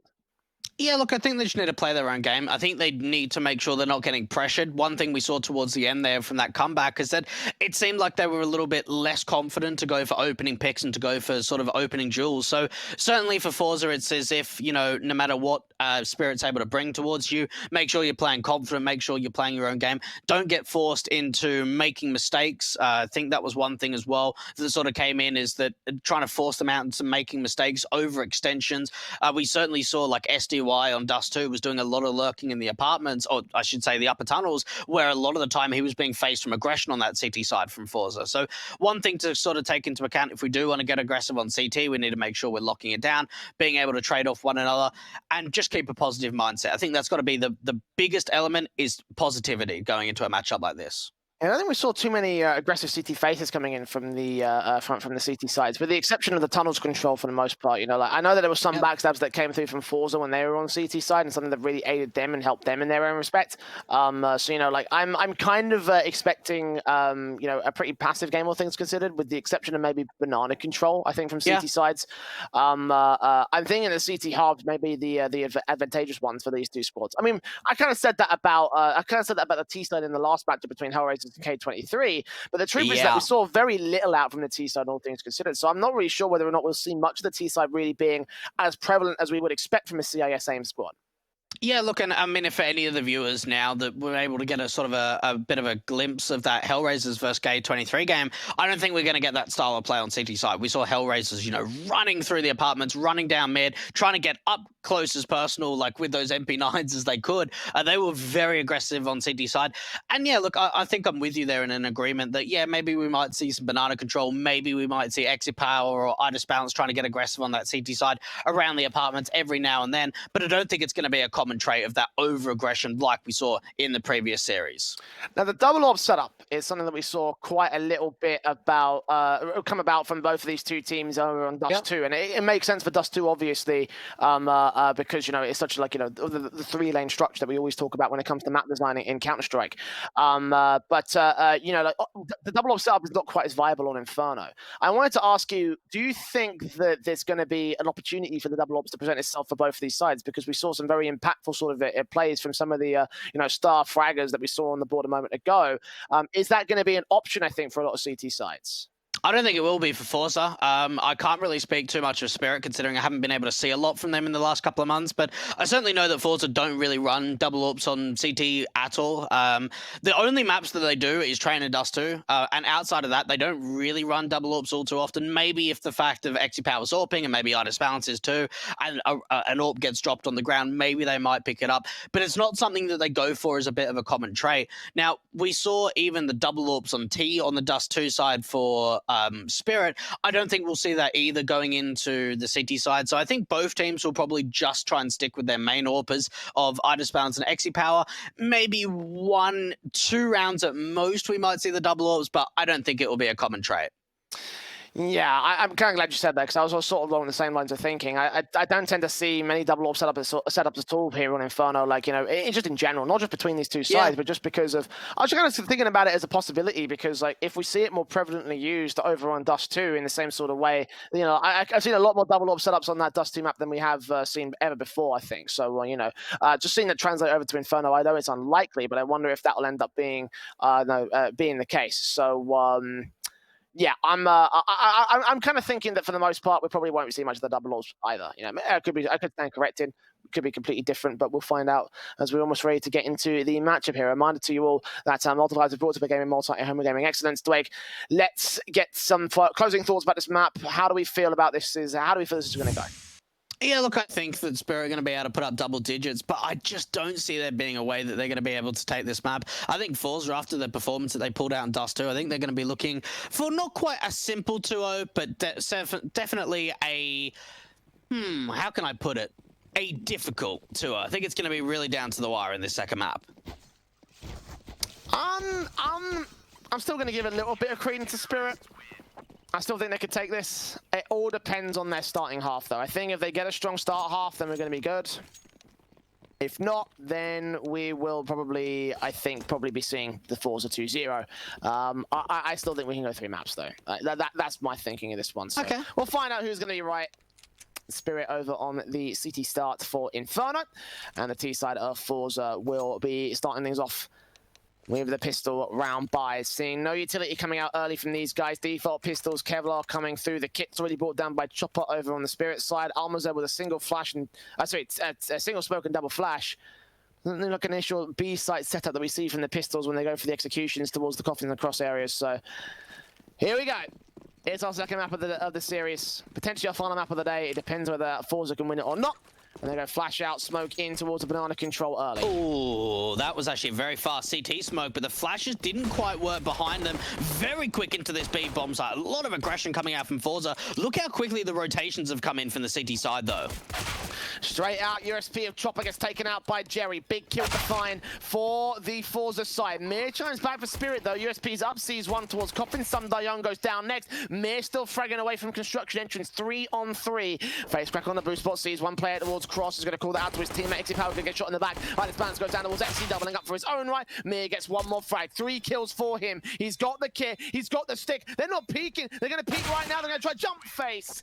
And they do get the headshot in the end. So it will be a pistol going the way of FORZE. I got a little bit nervous there. You almost felt as if that bomb was going to be stuck. And yeah, look at the odds. Still in favor of the FORZE side. Even with Spirit sort of before this Dust 2 game going through, we're certainly going to be the favorites in this matchup. 1.37 up for the Russian side. If you do want to get involved in those odds, you can check out our fantastic betting partners of LootBet. All the information is underneath the Twitch channel.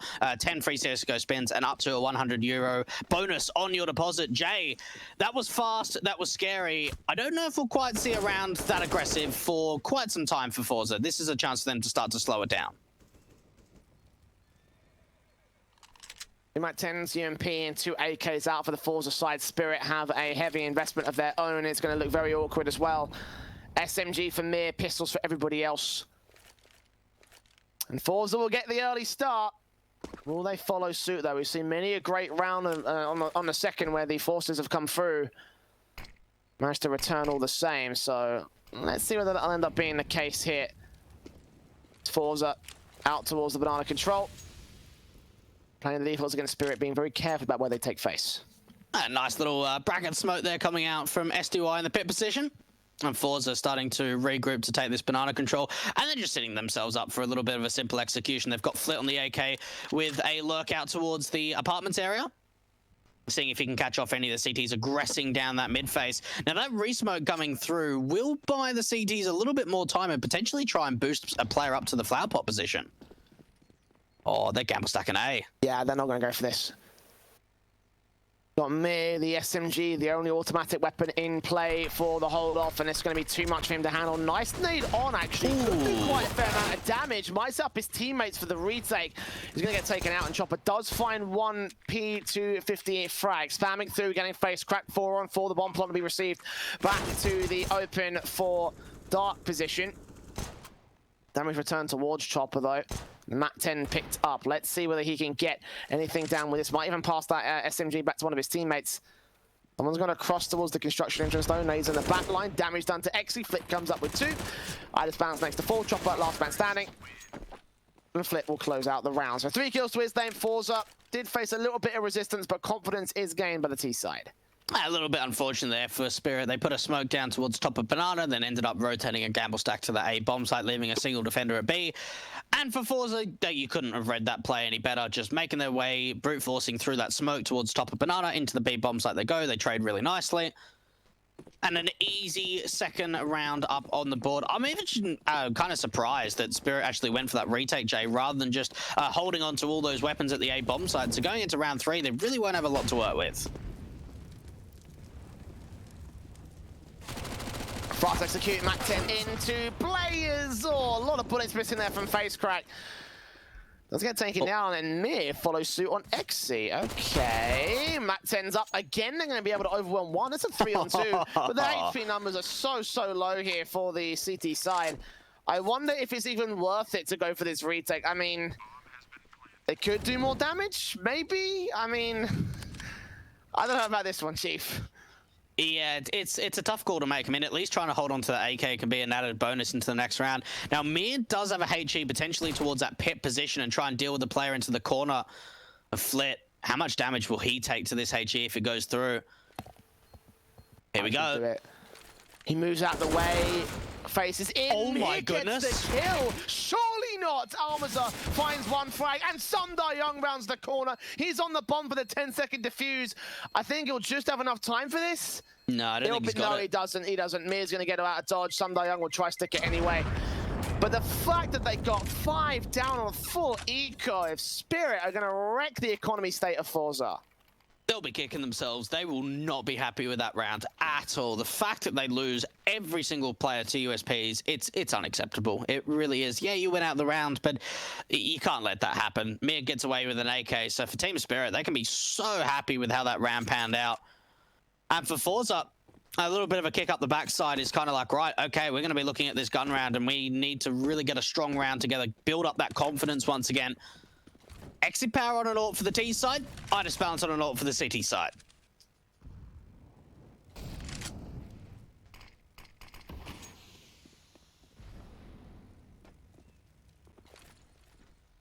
Well, full investment from both sides. We'll see the big weapons coming out.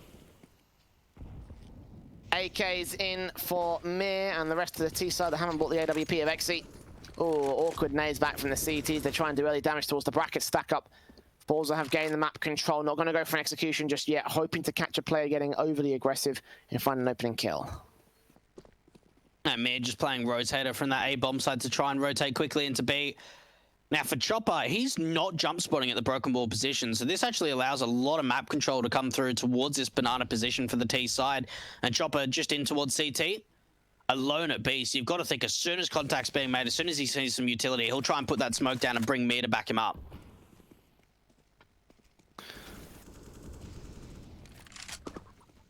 We've got Mir rotating around alongside Chopper to try hold defensive. Mir gets one frag. Chopper doubles up. That is nice and efficient.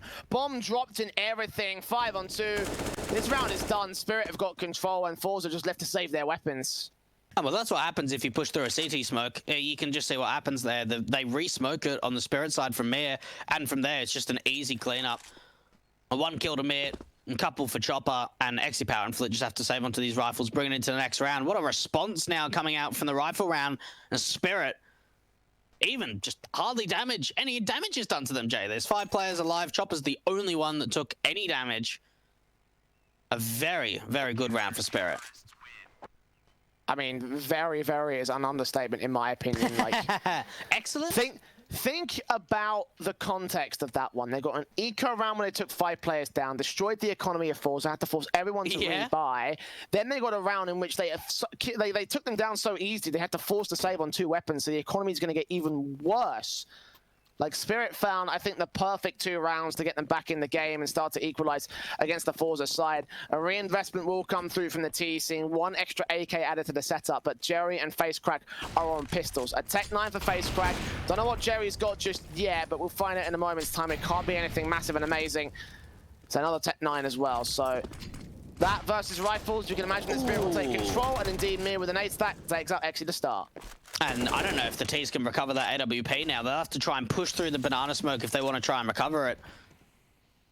A great response in terms of utilities towards the top of, or the bottom of banana, and Spirit aren't even interested in taking banana control. All they want to do some early damage and find that opening man advantage. Now they've recovered that AWP onto FaceCrack and now trying to take this control out. Again, only leaving a single defender of Chopper at B. And Chopper jumping around the corner, smoke set, ready to try and stall them from making their way out of the banana presence. Is Flit, the AK from the boiler room position.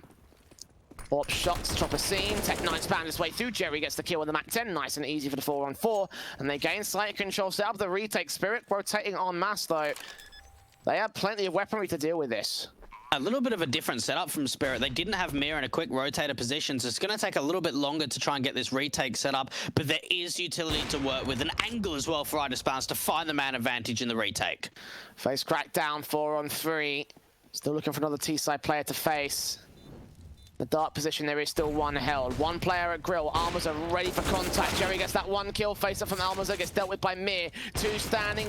And Jerry in particular on such low HP. A nice place to his position could take him down. Flit sprays blind as Bounce gets Jerry. Oh no! Molotov bounces back. That might force them back. They're on the bomb. The spray's not going together. It gets Bounce, but does not get near the diffuser. He'll take all 5 down, but they will lose the round. Oh no, the bounce! That is so awkward. I've never seen that before. How has that happened? Second nade, I think, as well as bounced back. Do you remember that 1 smoke that like hit us back over? Was it on Overpass that 1 game? Do you remember that? Yes, I do remember that. Yeah.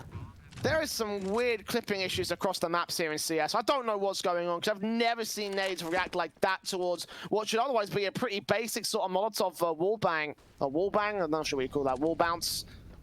Whatever. Anyway, it's going to be a half buy coming in for the FORZE side. They have no choice. The money has been shut down due to that small blunder of the Molotov. I mean, that could have changed the whole complexion of the round. Now, I know there are certain windows on maps. I think Dust 2, if I remember correctly, towards A-bombs, like you can kind of like throw a flashbang and it will kind of get stuck to give you a bit of a pop flash. Yeah, look, that was a bit of a weird bounce, and for Flit, that makes it really awkward because that Molotov was going to go straight into that default position to try and deal with the diffuser of Mir. Half buy going into round 6 for the T side. A little bit more passive for Spirit, not looking for any early engagement towards Banana. Slow walk control into the brackets. Magic's hearing footsteps. Oh, we could line up so much damage here. Not quite accurate as anything. Ooh. Nades on towards Exy and Jerry. He gets himself out towards Cubby corner, and Mir's going to take contact alongside him. Flashbang facing. Mir gets 3. A 4-on-2 situation with Flit and Almaza being the last 2 players of the FORZE side. Orp shot, shuts 1. Mir faces 4, is 4K, and gets us to 3-all. All right. Now we're going to have a bit of a tactical from FORZE. We saw them going 3-0 up. Now it's a 3 rounds in a row for Team Spirit. And just even the nade placements was just fantastic to do some early chip damage, picking on each other's contact. Mir just lining them up. A very nice and efficient round indeed. Only one player goes down on that city side. And another tactical, Jay. Seems like it's a little bit long for it to just be one tactical. Yeah, this is definitely 2. It's called. Well, actually, maybe, I don't know. I feel like it might just only be the 1. Says definitely, and then no, actually. That's the thing, right? If it had held up for another 2 more seconds, then I would have said, yeah, it's definitely 2 more. Do you know what? Maybe thinking about it. I don't know. Anyway. 3-all. FORZE up. Orp out for Exy, AK's in for everybody else, and of course the AWP for Idis Balance Team Spirit are on a full-blown investment round. And this one will be for the lead and for economical dominance as well, especially in the case of Team Spirit. There is no money to play off here. FORZE have to fall back on their loss bonus, and that won't get you a buy. It's kind of interesting the way that Spirit are playing the city side. Like, for the most part, they haven't really taken any aggressive control. They've never really taken Banana. They've put early nades towards it to have like anti-rush utility. But outside of that, it's just been playing very deep and passive into the sides and having that rotator end through arch. And Mir and Chopper being the 2 defenders at B. And one thing that it's allowing FORZE to do over and over again, Jay, is find easy map control. You see, Flit just doesn't even need to use pretty much any utility for brackets. And they're now walking up top Banana to go for a quick B-side exit. Almaza and Jerry taking damage. Idis Balance opens things up. Kill on Flit from the long presence of A. Oh. Mir catches Almaza. That's the bomb being dropped. A completely blind spray. No idea who's going to get that frag. Makes it a double with Chopper on the boost, shutting down the crossfire. And again, another efficient defensive of the B site for Spirit. 4 to the CT board. And the Orb of Idis Balance closes out the round. We have seen time and time again that FORZE have tried to get very close to those smokes, and what happens there is that they've got a teammate with the bomb that as soon as he goes down, that bomb gets dropped outside of the smoke. And Jay, I don't know a pun for this one. How can I bring that one forward? But anyway, look, it is a couple of codes for you guys to use at home. Malta V and Malta V15. I mean, maybe you can try and help in a little bit, but no, obviously great partners over at Hellcase. Open up some sick cases and maybe get a couple of nice skins like what Facecrack's got there. Nice butterfly. Nice rounds too for Spirit. Yeah, these rounds have just been an excellent, absolute, like, top tier stuff from Spirit coming out in this map up.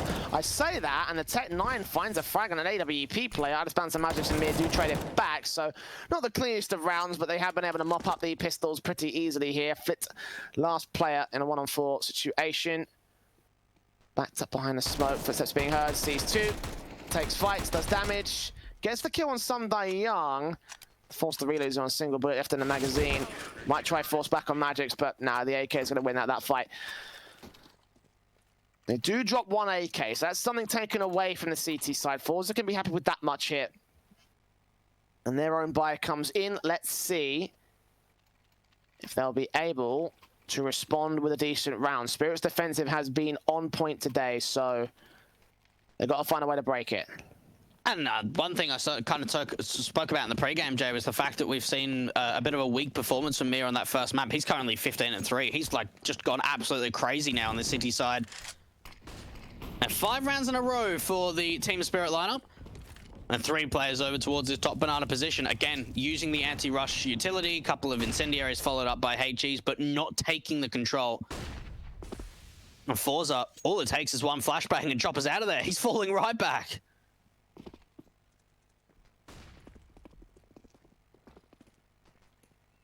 Out of dodge very quickly.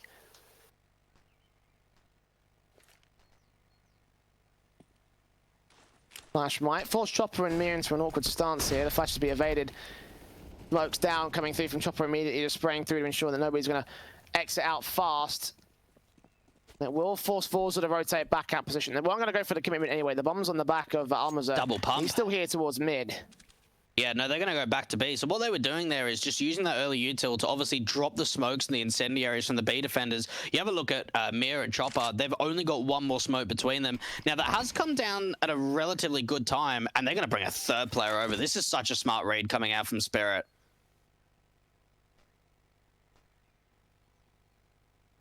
35 seconds to the clock. Smokes down, last second rotate back towards the A side. They're going to draw most of the attention towards the B play. Flit was lurking here towards the apartments, but as they see no T side presence, all of the CT forces are going to rotate back here. Two on the way in. One's going to make his way towards library as the hit comes through towards shore. Some Die Young held back. Itis balance seen. Frag on one, frag on two. Some Die Young is going to hold the site 7 seconds. They haven't got time to get this bomb picked up. Actually, they might just do here. Very last second plant. Mir can't swing and take him down. And as Flit takes out Mir, it will be a hit for FORZE that goes successfully. Around they had no right winning as well. That was a super last second play. And that's sort of like a play that we saw from Gambit Youngsters probably 2 or 3 months ago, is like really running down the clock. They have a lurk out towards Flit in the apartments, and they bring out a fantastic rotation on the city side. It looked like Spirit was set up so nicely. They had 2 players in towards the site itself, a third one coming in from CT of Itis Balance. And then they bring the bomb over to the A bomb site, and they trade out really nicely. Yeah, that bomb gets dropped in the open, but it's enough time to be able to recover it, get it planted in a safe position. And a good response from FORZE to finally be able to stop this streak and stop this momentum being found from the Spirit side. Small technical pause because Spirit have seen a player disconnect from the server, so we'll get him launched back up and we can hopefully get back into the matchup very quickly. There he is. Money should also be pretty okay for the most part here on the city side line. AK save for Chopper. AWP going to get dropped out as well for Itis Balance, who could have afforded his own AWP, so needs most. But the buy should be pretty good here from Spirit, obviously. With their 5 rounds in a row, the economy's been pretty decently bolstered, so an opportunity presenting itself to frag back against the FORZE cap. Probably we're seeing a rebuy coming into their own right. They took a little bit of damage, but not enough to really destroy the economy. And that's what we really want to see from this second map, Jay. Is obviously a big fight between both these teams, a big brawl.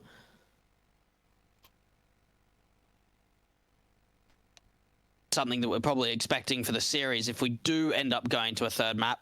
One thing we certainly saw in Dust 2, very close series going to OT. Probably shouldn't have been that close, but it is what it is. And for Spirit, you got to think psychologically. Like, if they're able to win out this round, they'll reset the money line again from the FORZE side, make it awkward. Yeah, the loss bonus has sort of been getting up for them, but as soon as FORZE win a round, if you can able to find a response, it gives you a big kickstarter to being able to really build on this lead that you found on the city side.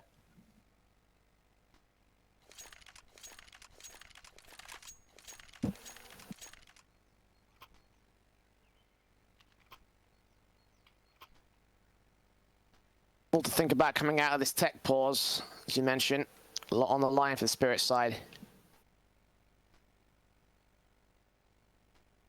Obviously, it's not the right time to talk about it because that's the nature of a tech pause. You can't discuss tactics. So I'm imagining that we're still paused out right now because of the tech issues we're having with one player disconnecting. I'm imagining there's probably some sort of loss issues. Obviously, we had some issues getting into the server in the first place, so there may be some quick server client shuffles going on between these two teams. Hearing ticks in my head, so maybe we're actually ready to go. Okay, fair enough. Problem sorted. That's fine by me. For Marcin for Magic's M4s on 2, AK for Chopper and the AWP Itis Balance. That's the Orb of Exi Power. The Kriegin for Almaza, which he's been using pretty liberally so far in this half. 2 AKs for Fit and Face Cracker. Imagine Jerry's been dropped a weapon. Indeed, he has 1 AK. Also to bolster out and finalize the buy for FORZE. A fast player coming out for the T side, looking to try and get into this banana control. A lot of contention in terms of utility, but they back off, wait for those HEs to come down, so they're not taking the brunt of the damage. A Spirit. And this time around, it looks like they want to try and take the control. A deep smoke out towards banana, Chopper starting to aggress. And this is the first time in the past 9 rounds that we've actually seen banana control being taken from the Spirit side. So I wonder if FORZE are going to be ready for something like this. Step into the mid control for now. Flash over from Jerry. Nope, not seen towards the CT players. Nades up, doing a little bit of damage to XE. Not a massive amount though. The frag nades are not able to do incredible damage.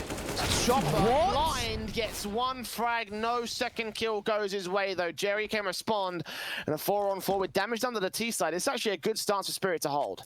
You could not have asked for a better flashbang, and Chopper was just instantly blind, but still got away with the kill. Look at the damage, though, that Spirit have been able to do. It's a 4-on-4. They've got Xe Power, Jerry, and Almaza pretty low on this T side, down to around half HP. Now, setting themselves up for what looks to be like another double pump setup to this B bomb site, something that they've tried a few times before. Slowing it down, seeing if they can bait out Magix to rotate back to the A bomb site, but he's not moving anywhere, Jay. Molotovs in triples coming out towards the T side. Execution, AK spray is going to go manically wrong. Magix pops out, gets 1 frag. M4 Mir in the back line holds a 3-on-2. They make their way out towards CT, and the AWP shot of Xe can't catch his man in the back. He knows he's there somewhere. 6 seconds, got to go for a plant. Mir there for a swing. AK watching, and Mir suspects there's 2 players watching his position. The spray's going to continue to come forward. He takes face, sees them both. Now calls it out to his teammates who are coming in thick and fast from the CT cross. Flick down Xe, all that remains. 1-on-3 with a Glock, does find out his balance. Got to scope in and take the next 2 players down. Not quite some die young. Diffuse being stuck. Mir's got the angle. Xe knows it. Can't peek in. Can't get the round. And Mir will shut him down. 6 to the board of Spirit. They defend the lead. Mir is just playing so well. The fact that he doesn't overextend from new box is just, it's a lot of discipline. You know, a lot of players in that situation with a 3-on-2 might just try and wide swing and just see if you can find and end the round. But what happens there for Mir is that FORZE don't have enough time to kind of play with their food and just try and take him down. They have to force the plant in, leave him there, and Mir stays alive for so long that it actually helps the rotators coming through because it pulls a distraction away from them.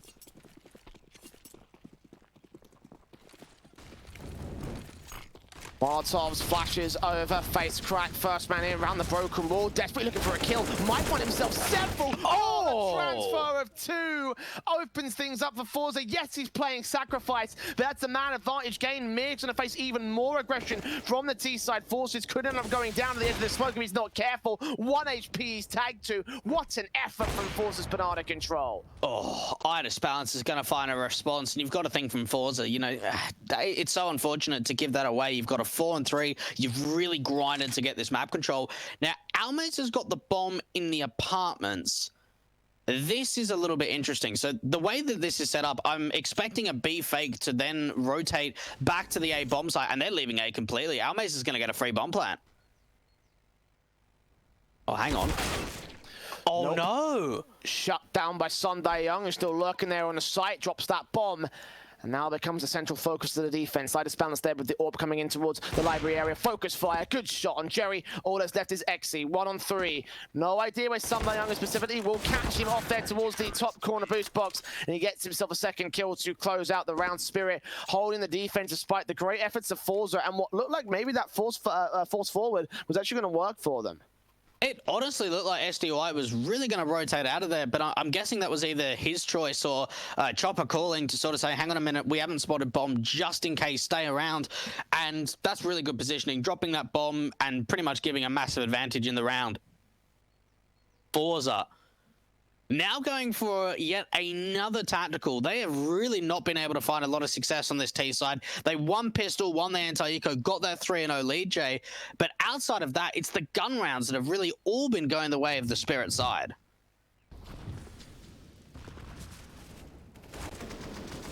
Look at this transfer from Face Crack. Imagine if he got that 3rd kill on Mir. Like, how different the round could have potentially been.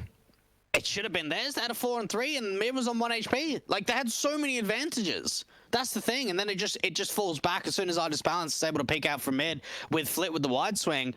It just seemed like for FORZE there, they made too many mistakes. And once it was an even playing field, it was just hoping that the CTs would over-rotate to B. Don't get complacent is the moral of the story. FORZE set towards the apartment's control, smoke set and ready. Does out towards the short position, or the long position in this case against Let's Balance.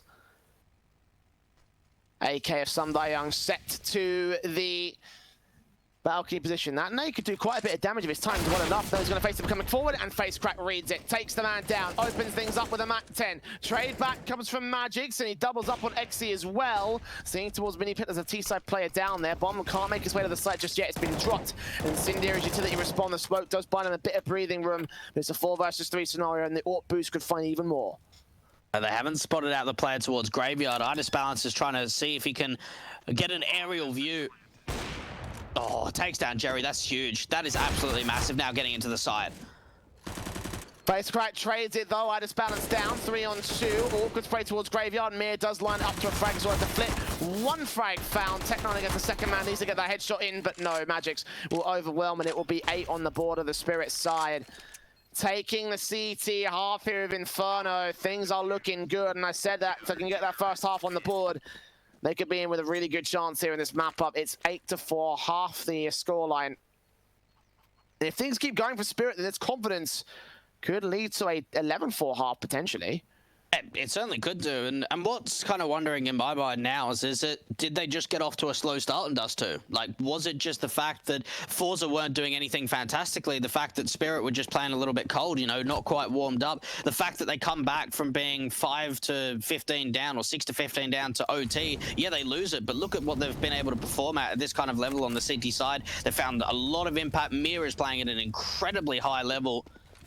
And FORZE have just not been able to find responses. Look at the damage done again, down towards Banana. Face Crack taking the early brunt. Fast out, Mir's going to find the opener, chopper to trade out, but this could be fast into the B-bomb site for the T's. Yeah, 3 on 3. Flit's going to find Young though, so it goes back to 2D. WP going to be distracted. Magix will blind fire through the smoke, give up his position.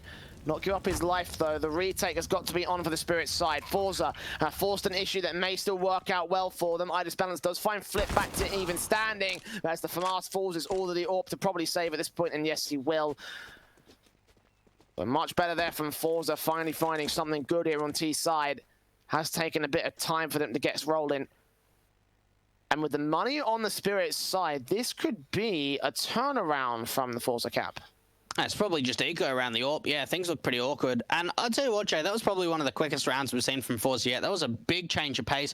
Tried to go up through Banana really quickly. Took some really great duels towards the top of Banana. Traded out nicely onto the B anchors of both Mir and Chopper. And from there, they just continue their presence up towards that B bomb site. They've got Flit lurking in the apartments to catch off the rotator. Yeah, he falls down to our Balance, but he's able to at least buy them some time. And one thing I haven't seen from FORZE yet on this T side, which I have seen from them in the past, is like a quick A wraparound through long, where they try and get like a utility out towards a pit position and then a moto smoke and push through it through long. It's something that FORZE like to try and do if they want to turn up the pace a little bit. And after seeing the success they found in that round off the back of aggression, they might want to try and go for something a little bit quicker again. Just a oh my goodness. Exy, okay. Instant shutdown for the AWP. Young will pick it back up, try to see if he can do anything with it.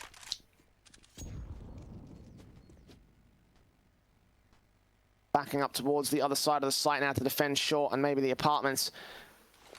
Got Chopper here. Nade up as standard, but no damage sustained here by the T side. FORZE should be able to execute in with no worries and no issues. These rifles should overwhelm these pistols. It's all down to Young to get the damage in and just keep the rifle in play. Straight away, that AWP getting taken out. At least SDY is going to be able to recover it. Looking for something very aggressive around the short position, playing underneath the porch area. And FORZE are now backing off out of brackets, getting a bit of a gut feeling that maybe there might be a stack to come through, especially now with the information that Chopper, oh my goodness, now SDY's been able to find a kill. This is a 4-on-3 advantage for the CTs. Oh no. It's not happening, is it? The Eagles facing, there's Magix with a kill. They haven't seen the boost up player either. The AWP pick can come through. Mir's ready for this. Gets 1D, gets 2 as well. And the rifles come up trumps. Spirit steal 1 from FORZE.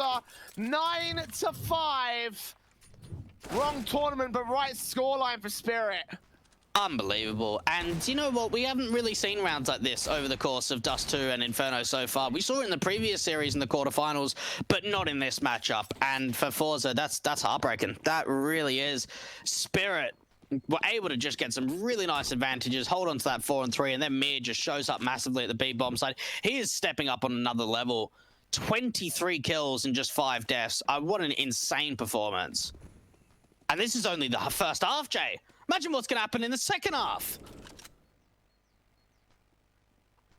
I mean, we saw anything happen over on Dust 2, so could be dominance from Spirit to a comeback, could be sheer dominance to end things off, I don't know. You have to find out. I just balanced with that pick, opening things up for the CT response. The first kill, I'd gone away with face crack, though. Magix to bait in the shot, bait in the kill, but losing his life for it. It's a 4-on-4 scenario. Still a fair bit of utility to work with on this T side. Now they've left a lurker over towards B. That's the Krieg of Almaze to try and see if he can sell any kind of rotations, keep the 2 B defenders at bay.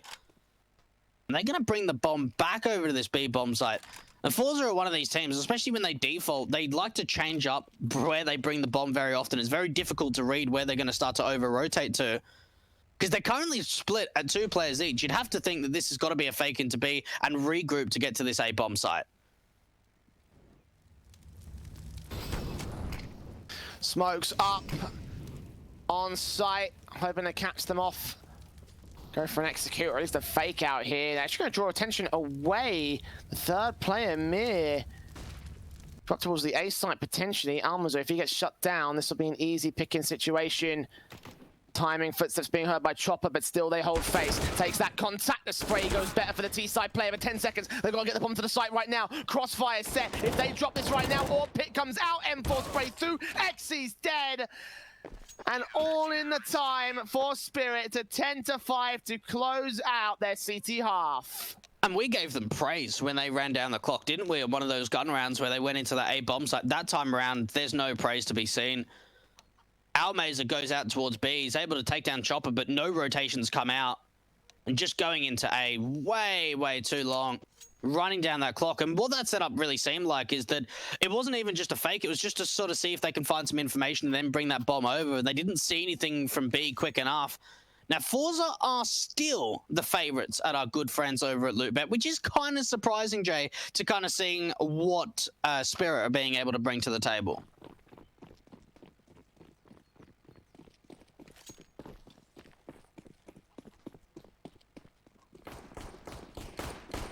There we go. Match winner rather than the map winner. So maybe, just maybe, they will continue their presence if we do go to a third map, Jay. But for FORZE, you've got to think it all really comes down to this pistol. That with a smoke outside for 2. Piece of utility for the execute, siphoning off the short and long control. Entry towards the site, Flitz ready for pistol contact. X is already fired away, driven out. They think he might be alone though. Flit making his way forward, could deny the bomb plant. No, he still sits in the midst of the smoke. Playing the long con. Flashes come forward, they take face, they see Magix, and he takes out Flit to open this thing up. 5-on-4, Team Spirit have control. FORZE are losing players by the bullet. Jerry gets 1 pick to respond, but it's a 4-on-3, making it 2. And Almazer and XE held out towards short, they've got to save. And they're out of there, saving on to that Kevlar to the next round. Team Spirit turning up the heat in the pistol round into the A bomb site execution. Magic's finding a couple of nice early kills. Chopper as well, chiming into the action.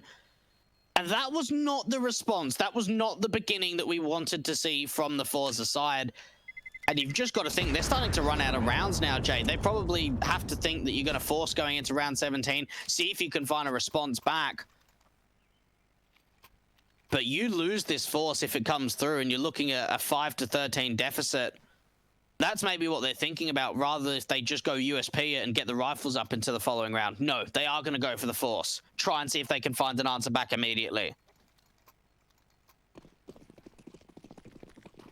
Kind of need to at this stage.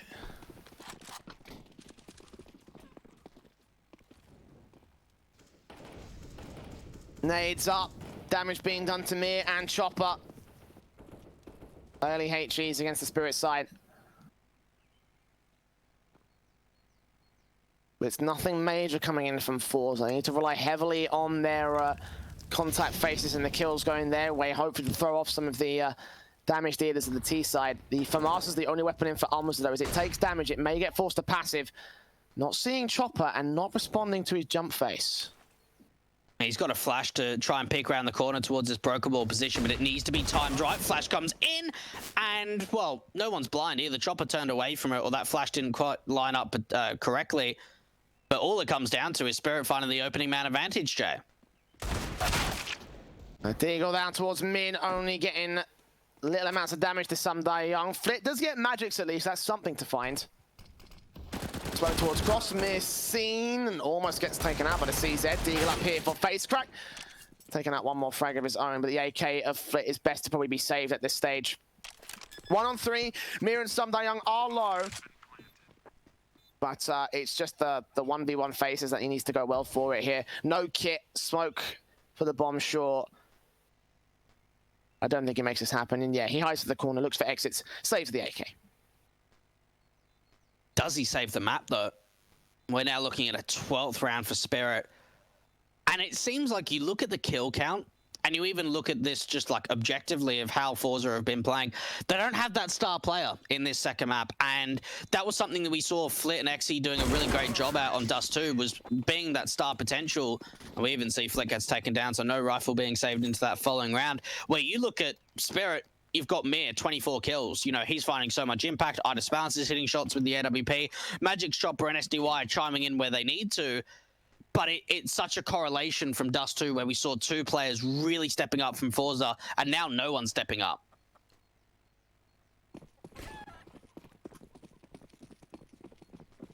It does look like we may be on for a third map if this keeps up. It does. It certainly does. Nade stacking from FORZE, ready to potentially put this onto one single position and try and take out at least one or two Spirit players, at least do the damage. It's Flit instead with the Deagle out towards the apartments, finds Magics, opens things up for FORZE. Is this going to be a wrench in the works for the T's? You'd certainly hope not, considering the fact, I mean, obviously they don't know the buy, but they'll know that if it was a force in the last round, it won't be much of an investment going forward. So no matter who picks up that AK on that CT side, there is no armor to work with. It's a very light buy. They've got a P250 onto XE, Deagle out for face crack, and just a glass cannon AK, I should say. So the aim punch is certainly going to be a little bit wild, and they're even stacking up this B bomb site, Jay. And for Spirit, they don't even have banana control. They're starting to make their way into A. Brackets, smokes up from 3 individuals. Siphoning off. They're going to try to find an entrance towards the short position. They've only got face crack to deal with. Deagle set and ready. Seeing 2, takes out Mir. Headshot to the back of the skull. And now 3 players standing for Spirit. Chopper jump seen by face crack. Sees them out of the back line as well. Info's caught. Idis Balance down. Young quick to follow suit. Flit with 3, but face crack is the G of the CT defense. What do you even say? Like, there's nothing that you can say that backs that round up. You just see face crack hitting some insane shots. This second one, let's have a look at this. It's coming. Oh my goodness. Just absolutely domed. Ignoring even those 2 kills, the information is well gained by him to like, listen, right, they're rotating, like they're coming in from short, guys, rotate now, and then to spot the player in the backline having taken care of 2 with a Deagle. Unreal. That is a serious round there for FORZE. It wrecks Spirit's economy, therefore the rifle's coming out. This could be their way back into a comeback. They just have to follow suit with a good round. They've got the weapon advantage. 4 AK saved, by the way. Yeah. Plenty of firepower for this CT cap. Brackets control coming out from Spirit now. It's quite a strong defensive by the looks of things for the CT side. I say that, Chopper finds the first. Okay, no, it wasn't a strong defensive at all. Just wide swings coming out from Brackets. And now it's a 5-on-3. Like, how do you defend against that? They just swing dry peeking. Hope you're hungry, because Spirit are feeding you your own words. Save, like, you can't do anything. And they had 4 AKs, like you mentioned. And it's got wide swung through brackets. Oh, man. Frustrating. Because that's the instant response where you go, right, you know, we found a really good round here. Let's start to establish a comeback. Let's start to build up our own economy. Let's start to wreck our opponent's economy. And now you're saving a B with 3 players staying alive while the T's have got 5 players staying alive. So their economy, it's not wrecked anymore. Certainly not. Got to keep these weapons in for the FORZE side, so that way they can afford another buyback.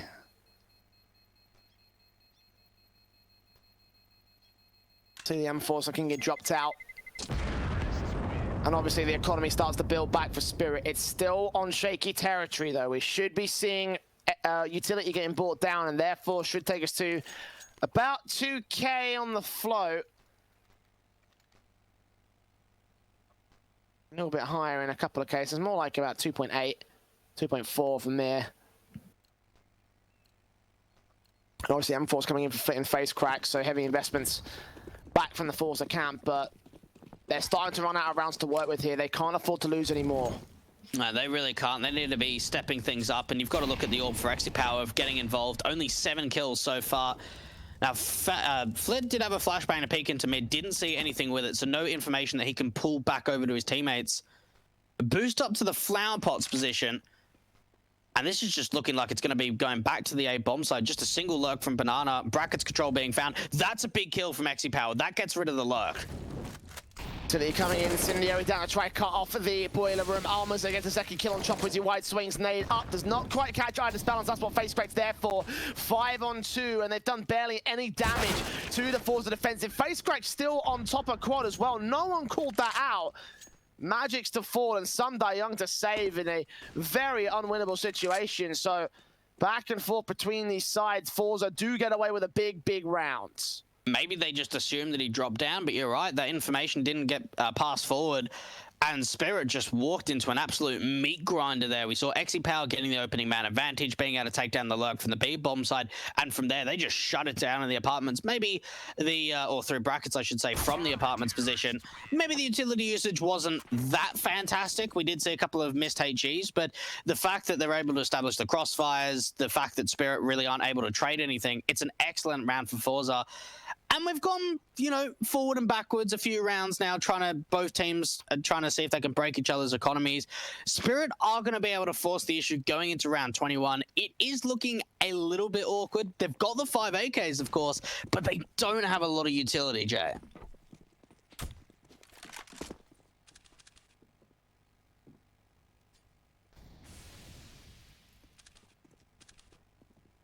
Upset. And 4 AKs back in control for the CT side. We saw how well this kind of setup went for them last time. That was mostly down to just straight up aggressive faces from Spirit, who have forced back on a buy. Such limited utility. Needed some frags more than anything else, which actually, to be fair, they were able to win out the last round on frags. A couple of best pieces of utility, though, from the CT counter. That Malta actually forcing the balcony player off position. And T's hunting brackets control. They've got boiler, they've got apps, they've got mid. They got the bomb. They've got 4 players on A. And just leaving a jump spotting Jerry over a B. And bringing that AWP of XE Power to defend the long position. Now, Spirit looked like they used a little bit of utility and a bit of presence up towards that brackets position. But now they're starting to retake this banana control. And you've got to think for Jerry, he needs to fall back, ask for a little bit of assistance. No one is rotating to back him up just yet. They are maintaining this 4-man setup on A. It looks like FaceCrack's going to be the one to rotate over to B.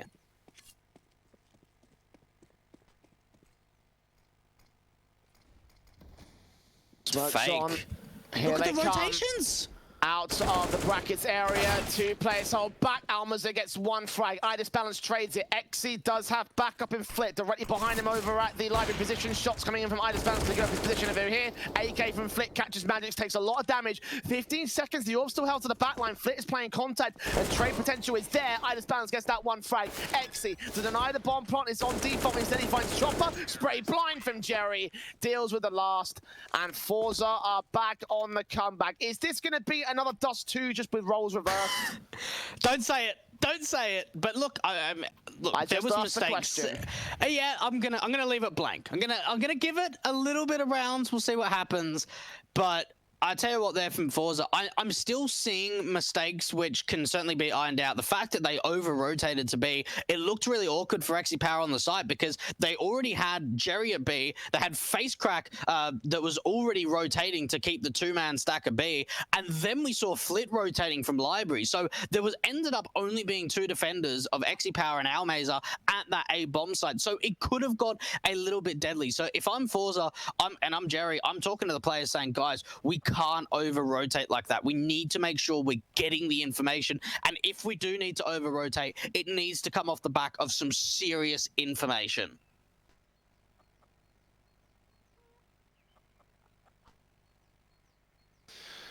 Well, tactical pause from Spirit. Need to take a moment to figure this out because they have lost the plot. They have lost all manners of control. And it's not FORZE's fault. Spirit have been making some slip-ups, allowing some eco pistols to go their way, not calling information, not finding angles, not finding trades, struggling to round out the bomb site control, lurking that overextends way too far, unable to take control on the bomb sites themselves, and unable to deal with backstabs. There's a lot of things going on for Spirit that's really just sort of causing worries. All of it kind of compounded in that last round, so to be the chance to recover it in the next follow-up rifle. For now, it's the eco though, so just kind of going to take it on the chin. Maybe go for a rush play, maybe go for a bomb plant. Flit's going to see contact, but not see the entire T-side force just yet. The utility will force Mir back. They might counter-rotate towards B-site. There was a lot of anti-rush utility there coming out from FORZE towards a brackets position, a lot of footsteps being heard, and now they've started to take this banana control. And you'd have to think a bomb plant in a round like this is just going to be so difficult. They just need to try and swarm together.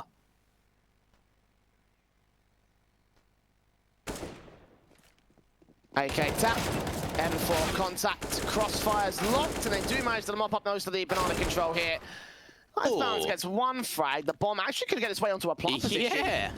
Incendiary down towards Cross. If he just goes directly for that plant rather than dilly-daddling looking for a pick, he can get himself a little bit of a money bonus. No, not gonna happen. No, nah, not to be. It took a little bit too long there, but 9 on the board for FORZE. Again, it's an eco, not too shocking for Spirit, but the money's not quite there. Magix is going to have to go for a Galil, but they're still going to go for a buy-up. A little bit unfortunate. If he went for the bomb plant straight away, even if it was safe towards like maybe the back of first oranges, then there certainly would have been that bomb plant to come through, which would have helped them maybe try and get those AKs up rather than the Galils. Full utility sets pretty much out for the T side. 4-round differential now between the two of a deficit of FORZE. And going in very fast towards Banana. They could see some big utility damage done by the CT side. But in fact, it seems like the Ts have pretty much avoided all of the nades, Jay. That's a lot of fire being thrown back and forth between both sides. And it's Sundai Young to open things up on Flit towards second mid. A bit of over-aggression out to the apartments. And a kill has been found. Damage done to Jerry and Almazer. Damage done to Sundai Young the same. Team Spirit very passive off the back of their opening frag, hoping that someone re-aggresses, and they may be given the kill on Almazer's part here. He's going to make his way behind the stack area, taking some wallbang shots against him. Chopper checks that corner. Galil gets the frag. 5-on-3 now, and all that's left on the defensive is Jerry. If he goes down, B site's open for business. I'll tell you what, Spirit may even back off from B and try and go A, which would not be the better of two scenarios.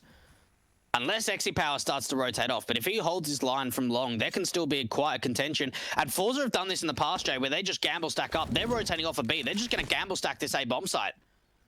Got a player in Boiler here to receive the contact around the corner. That's Face Crack. An AK set and ready. Smokes up, and the gamble stack is in full effect here for FORZE. M4 for Jerry. Blind firing, getting one frag. Damage done to two more. Face Crack lines up two. And the AK chimes in perfect. Orb trying to suppress the mid control. 2-on-2. The bomb's been dropped. The shot's quite missed. And Sundai Young gets a trade back. Jerry on the bomb site. Back up here. 15 seconds. FORZE are now down to 10. Spirit going to make their way towards the site. They do not see where he is. Bomb's going to make his way out right now. Jerry going to face in. See them both. take down Idis Balance. Time. There's not enough time for the plant. Young. Oh! Just, no! He doesn't secure it. And now it's to stay alive with the AK a hair too late. And it's 10 to the board of the CT side. Oh,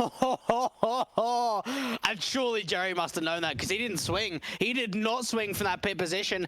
And because he was able to find the spam through that long smoke, they have no idea he's in pit. He rotates all the way back into that pit position completely undetected.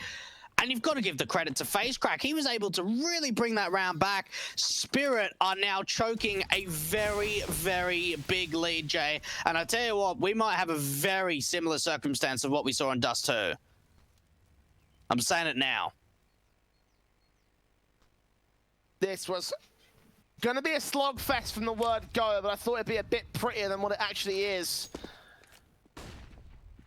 Match is in to try and gain some sort of short control. Young watching from the boiler area, smoke down. Comes through.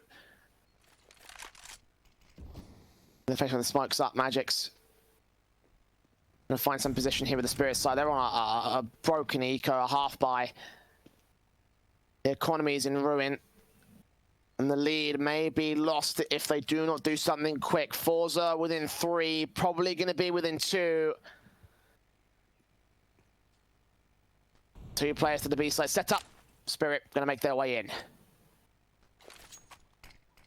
Free smoke coming out for Jerry, perfectly timed.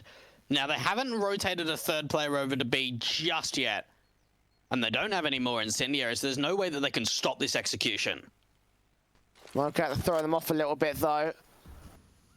Oh, now they're rotating the third. Here they come. Jerry lining up, not quite getting the second kill on Idis Balance, but he's on 6 points of health. FaZe will make his way into another player at Tree. Ours is going to get overwhelmed here. The AK going to make his way out of the cross position. Going to back up and doing the main T side force. Idis Balance with a bomb plant. Spray through from Jerry. Gets one frag before Young trades it. FaZe catches Young in the smoke. And now IDB dead. It's all to near. 1 on 3. Fritz covered off the banana position. Falls still. 7 points of health. Flashbang evaded. On site, tap up, stuck now. Actually, going to try to force the peak instead, and FaZe will shut the man down, so they maintain themselves in 11th. Good bomb plant for Spirit, though. Money gained for the buy, and it will be a confident buy from the T side. Now, if I'm thinking this correctly, I think that was Mir's first kill in the second half. I was sure that he went 25 and 7 at the end of that half. I'm pretty sure it was something very similar to that. So the fact that he's not finding impact on this T side is a little bit worrying for the Spirit side, especially with this deficit closing and closing. FORZE are now 2 rounds away. And this is 5 rounds in a row. 6 out of the past 7 for FORZE.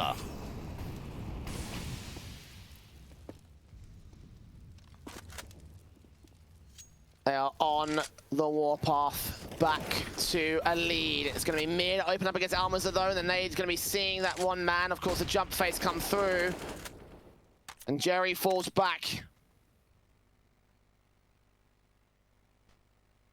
Passive defaults from Spirit off the back of that opening frag.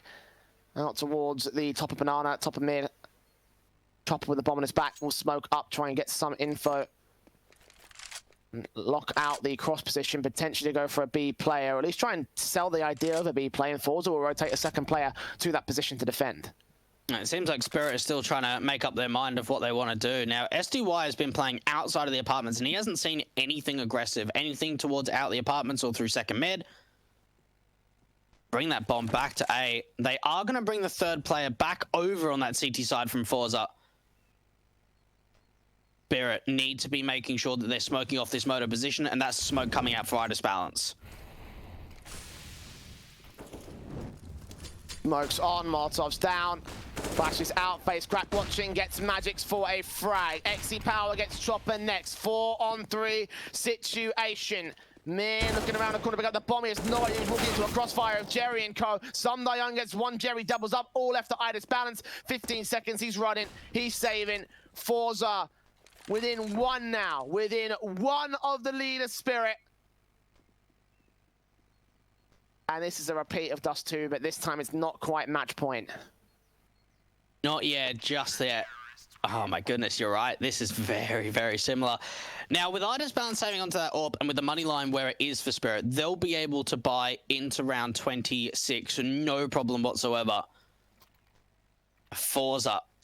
Even for their money's sake, Jay, it's not looking fantastic considering how many rounds in a row they've won. Yeah, XePower's got a lot of money, but it is quite limited on both Jerry, Almazer, and FaceCrack. So that's something the CTs need to be keeping in mind, is we really need to build up this economy if we want to make that establishment of a comeback even stronger.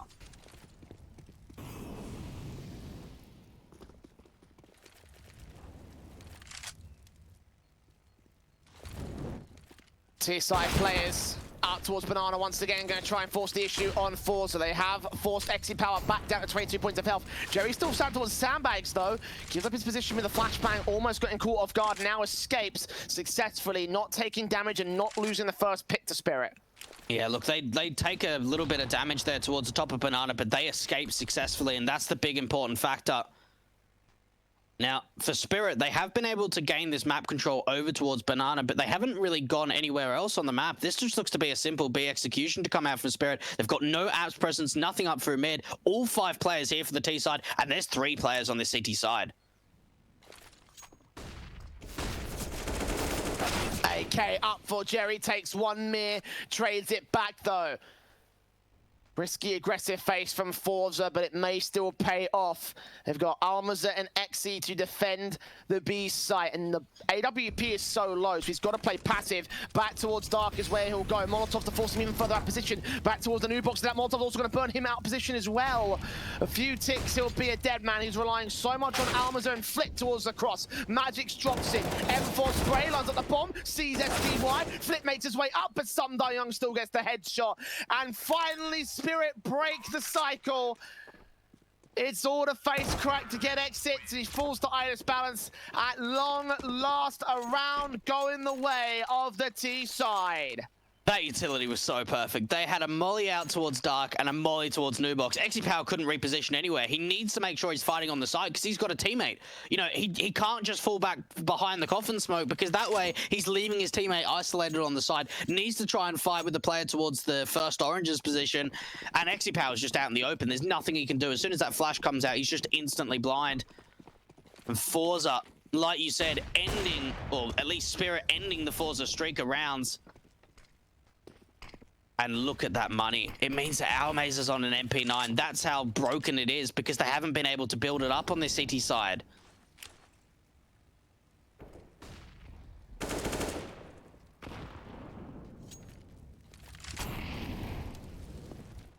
Incendiary set, trying to force the T's away. FORZE trying to stall for as much time as possible.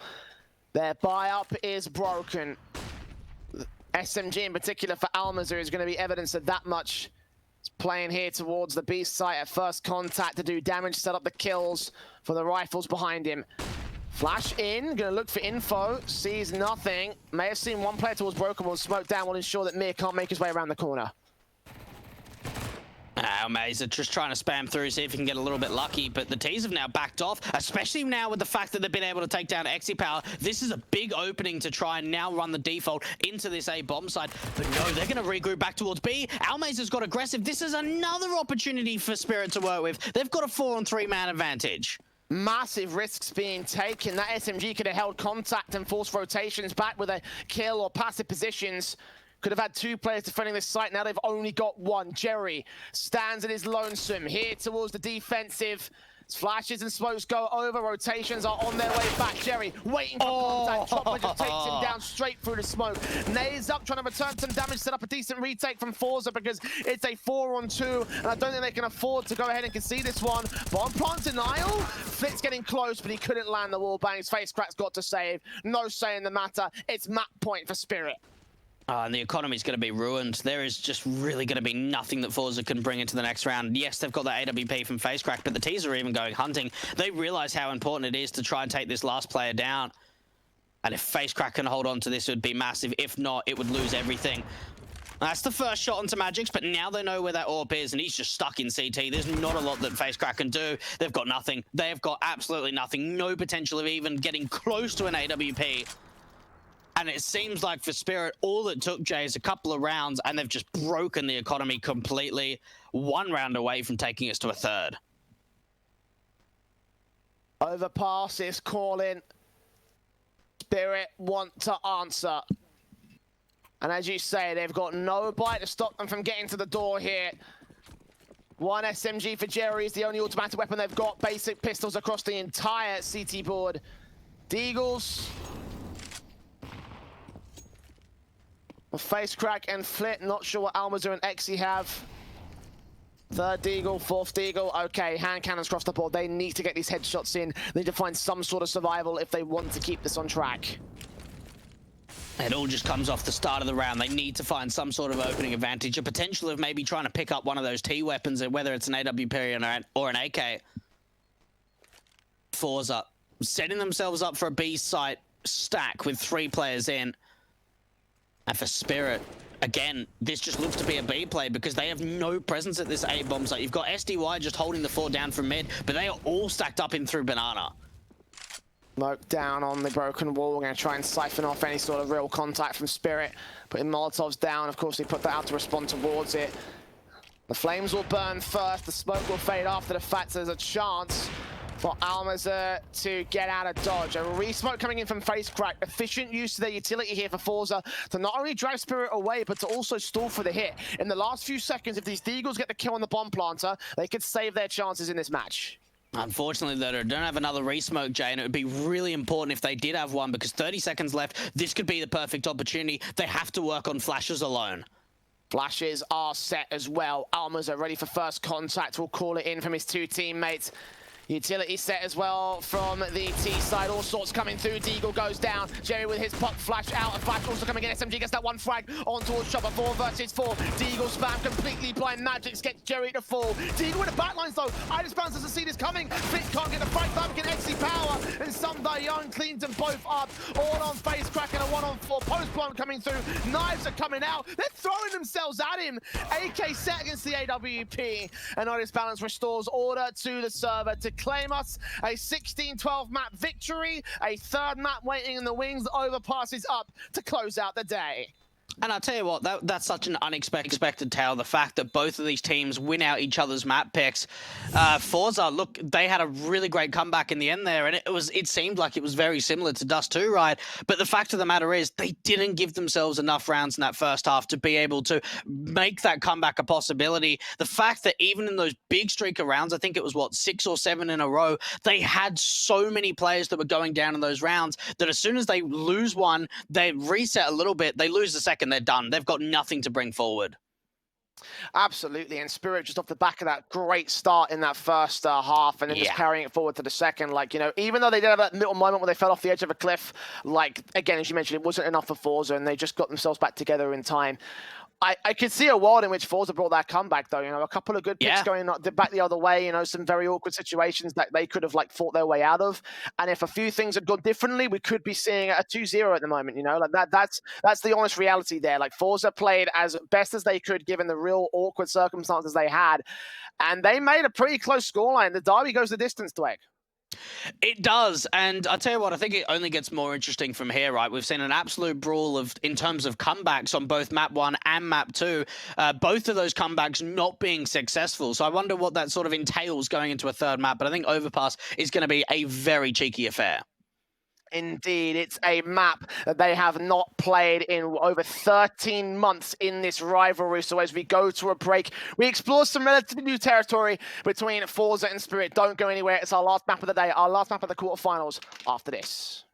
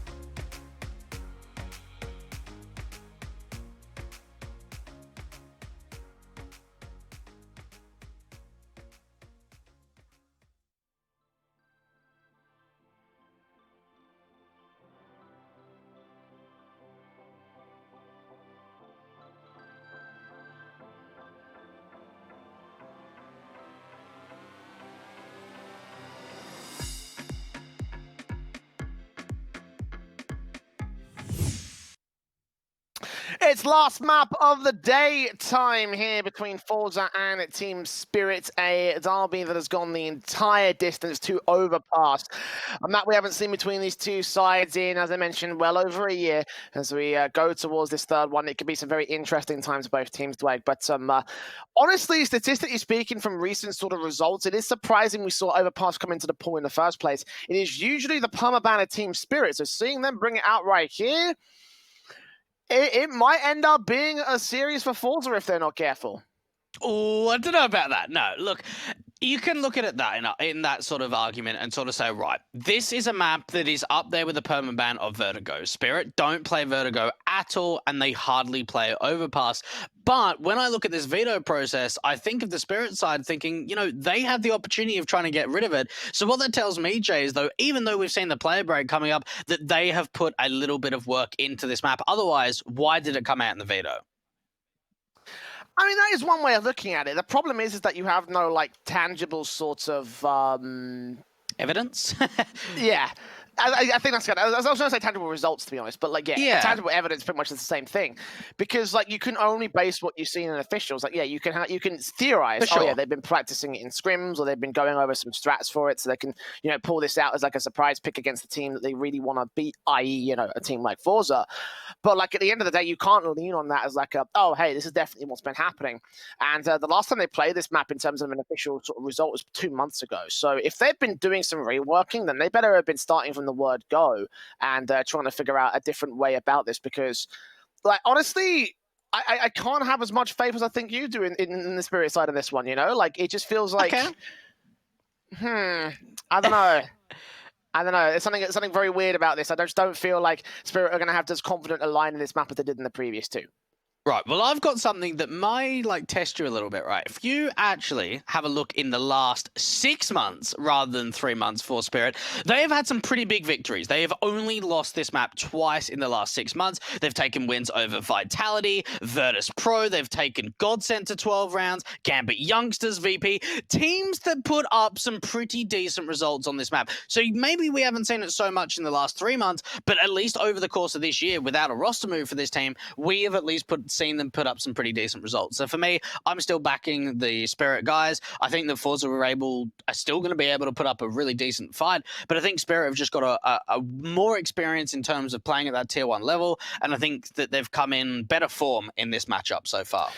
Oh, yeah, I agree with most of those assertions. I do think that the 6 month sort of ruling is a little bit too far out of my remit to sort of consider those results. Yeah. And I understand where you're coming from with that in terms of that they've won out some decent victories against some decent teams. But for me, I'm taking a look at recent performances, and they've tried their best to avoid this map as much as possible, which indicates to me there is an air of unconfidence. Whether there's been practice going, I don't know. We'll find out in the map itself. But I do agree that, yeah, we probably should be seeing Spirit do some at least, it will be a close match at the end of the day, because they are the more experienced team. So even if they're playing their worst map against a squad that's lower than them, like Forza, then you would expect them to at least be able to, at baseline, take us to double digits at the very least, if not take the win regardless, because they are the better squad. And even then, you take a look at Forza's results, and they haven't been amazing either. Their remit of teams has not come anywhere near the level that Spirit have been playing at as of late. You've got Singularity in there, you've got Gambit Youngsters, you've got Movistar Riders, you've got Copenhagen Flames, you've got Apex. All these are teams that you wouldn't expect to say, hey, they're world beaters, or hey, that's going to be such a massive result and such a big sort of metric when it comes to weighing up these two teams. So yeah, I mean, I do suspect Spirit will be able to take a decent victory. I'm entertaining the idea of an upset though for Forza. I'm saying that I do think it's still going to be Spirit at the end of the day, but I also think that there's a possibility that Forza could potentially steal this one away. And I wanted to ask you about that real quick. From your perspective, what do you think the chances of that happening really are? I think it's decent. I certainly think that it's not massive, but yeah, look, there's certainly an upset potential. Like, the fact of the matter is, Forza play this map, and they've put up some pretty decent results. I was able to catch a few glimpses against them and Gambit Youngsters yesterday in the group stage, where they were able to get a 16-13 result, and looks pretty decent on that map. Now, yeah, look, Gambit Youngsters are going through a bit of a roster move at the moment, transitioning Hobbit, so you can make that exception. But Gambit Youngsters, for the most part, Overpass has been a really deep map in the pool from them. It's been a really strong one over the course of this year. So after sort of seeing what Forza were able to bring to the table against Gambit Youngsters yesterday, I think there is certainly a potential for an upset. But I think that there are some certain win conditions going into this series, or at least this last map of this series. As we look towards the ninth round, I want to remind you, of course, that Malta is brought to by Gaming Malta, Home Gaming Excellence, and we have to look towards those win conditions as well. Dwayne, what do you think is the standout thing that Forza need to do to take this map? I think Exipower would be absolutely on fire. We saw him drop off a little bit there on Inferno. We only saw him get 11 kills, which is actually the lowest amount of anyone in the server, which is very worrying, no matter how much impact that he can find. So I certainly think win conditions from Forza, get off to a confident start, be able to at least build a lead. That was something they weren't really able to do in that second map, was ever get on the front foot, get the pressure on their opponents, and just get Exipower fired up. Those are my win conditions for Forza to get the upset in this last map. They will get themselves over on the CT side to start things off, which is a positive sign for the Forza camp. Need to get a good CT half in, I think, for both these respective teams in order to get themselves under control. It's the experience versus the map. Who's going to take it overall? We're about to find out as we get to our final map of this best of 3, our final map of the day. Winner takes the spot in the semi-finals of Malta Vibes Week 8 against the likes of K23. And our partners at LootBet do favour Spirit to take it overall. They've been favouring them all day today thus far. Let's see whether it will still come up to good effect here. We've got the Kevlar out for every player on the CT side. Molotov and Smoke for some Young. Team Spirit going in towards Monster Control. May well be a fast setup in towards the B bomb site. Players in Connector will try and contest this, and it just seems like a smoke towards Heaven and a quick fast play in. Yeah, this short control coming out, though, from the FORZE side might actually work out quite nicely, especially if the Ts don't get a little bit of a wiggle room on. Chopper's going to get the information that Connector presence is even up, but there is a lot of contention out here through Connector and short for the CTs. Here they come. T-side hit. Molotov's down to siphon off that short control. They recognize where that rotation was coming from. Almazo on site, going to get overwhelmed. Gets one kill on the way back out. Mir turns 180, looking for the kill on face crack, but a kill comes back for the USP instead. Bomb being dropped in the open. A minute to go. Chopper's on a counter backstab to the CT forces on short, but he gets overwhelmed. The face crack drops Ida's balance. Some Young goes down, and XE Power cleans up Chopper for the final frag of the round. A pistol going the way of FORZE. And I don't know whether that was a bit of an anti-strat coming out from FORZE, but they were set up so well to deal with that pistol round. There was so much connector presence that as soon as they get the information that it's a B-side play, once they see that utility coming over, there's pretty much a player on the side towards Pillar and 4 players running in from that short position. So it's a 5-man stack at that B bomb site when contact's being hit. Not really any kills go the way of the Spirit side, certainly not a bomb plan, but they are still going to be forcing the issue going into the second round, Jay.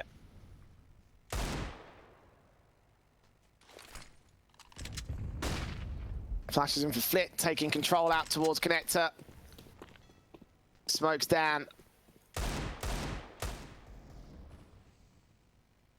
We'll try and suppress the Ts from making their way up, of course, on their forced by scenario. They need to have some sort of vision to make these frags work. They need the headshots in.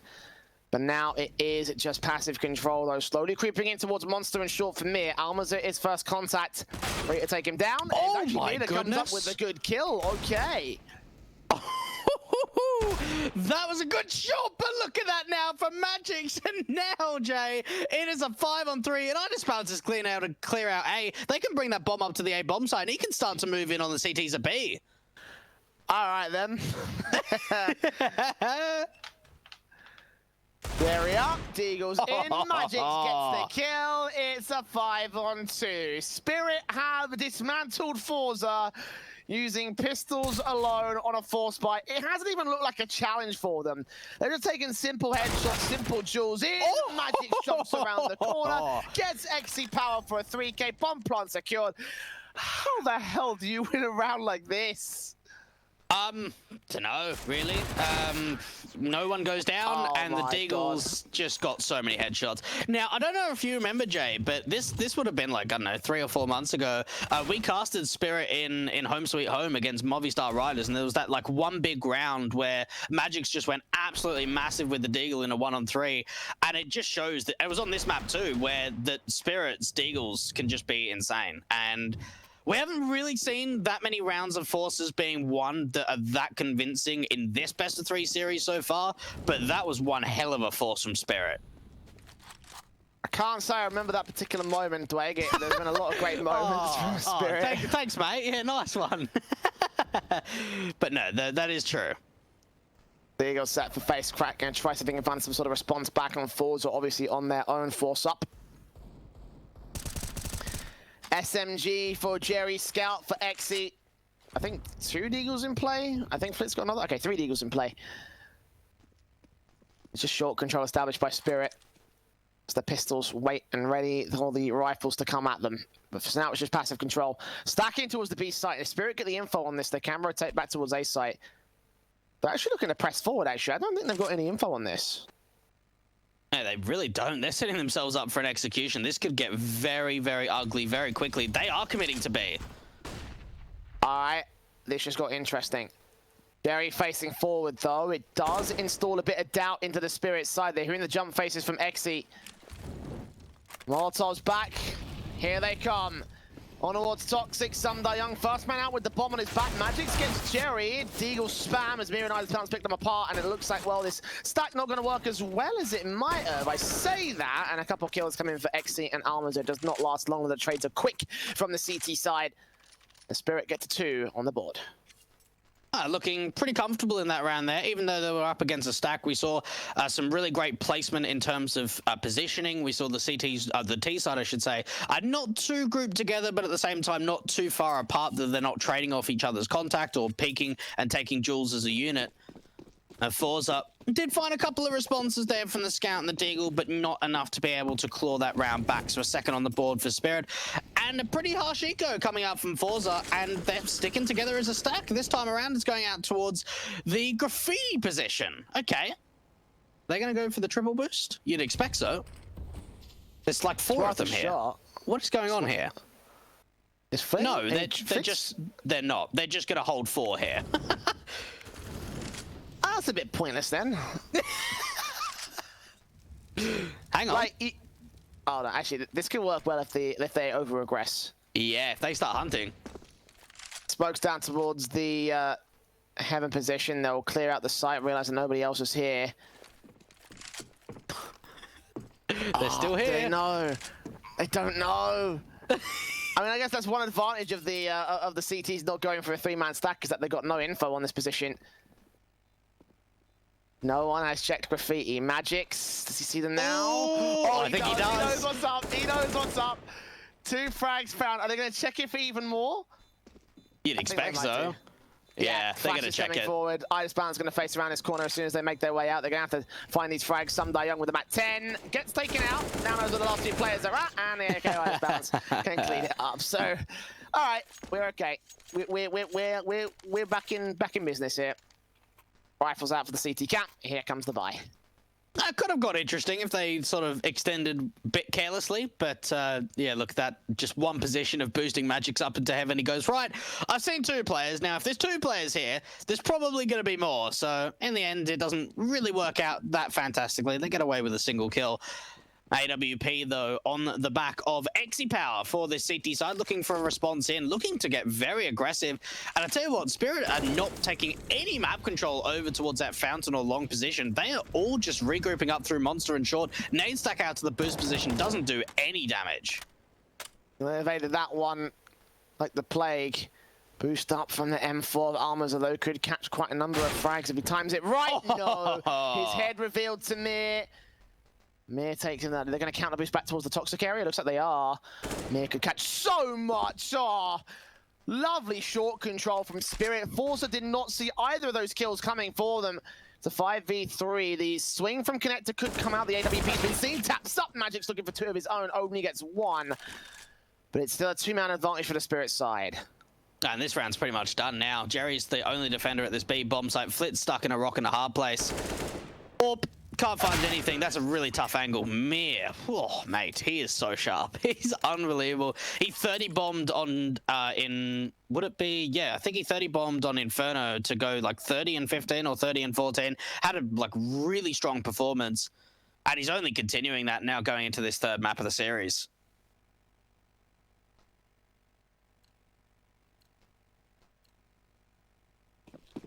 Ball 1, Spirit. AKs set up across the entire T-side board. Of course, with the full-blown rifles, you can expect that the eco half-by pistols from FORZE should be pretty decently cleaned up. Flashes in, T-side players making their way out of Monster. Mir messing up with the AK. Here they go, out of the gate from several. Ida's bounce moving in, Deagle's fragged out. Mir and Magix 2 kills. Almas trades it back.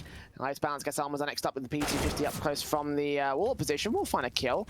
Maybe a second on Mir. I mean, he's done damage towards Sunday Young, but in the end, it's not going to be a frag back for the CT camp. 1 versus 3 now for Flit. In theory, could find Mir. I mean, he's got a decent angle on towards him, and if they can just peek out from the bomb site. But the plant should not be retaken, I think, from Flit. Now, I don't know whether this is just a coincidence or maybe just some poor reads coming out from Spirit, but it seems like every single round so far on Overpass, they've been running into stacks. whether it's been out towards connector or this B bomb site, we haven't really seen any A presence. It's just been B, B, B over and over again for Team Spirit. The only time they had any A presence was when Idis Balance was able to get into the backlines with that Deagle round. That might have been the second round on the board on the Force. Outside of that, it has just been B site execution over and over again. And I suppose if it ain't broke, don't fix it. But there's got to be a stage where they need to at least contemplate taking some long and bathrooms control. Otherwise, FORZE will just continuously stack up B.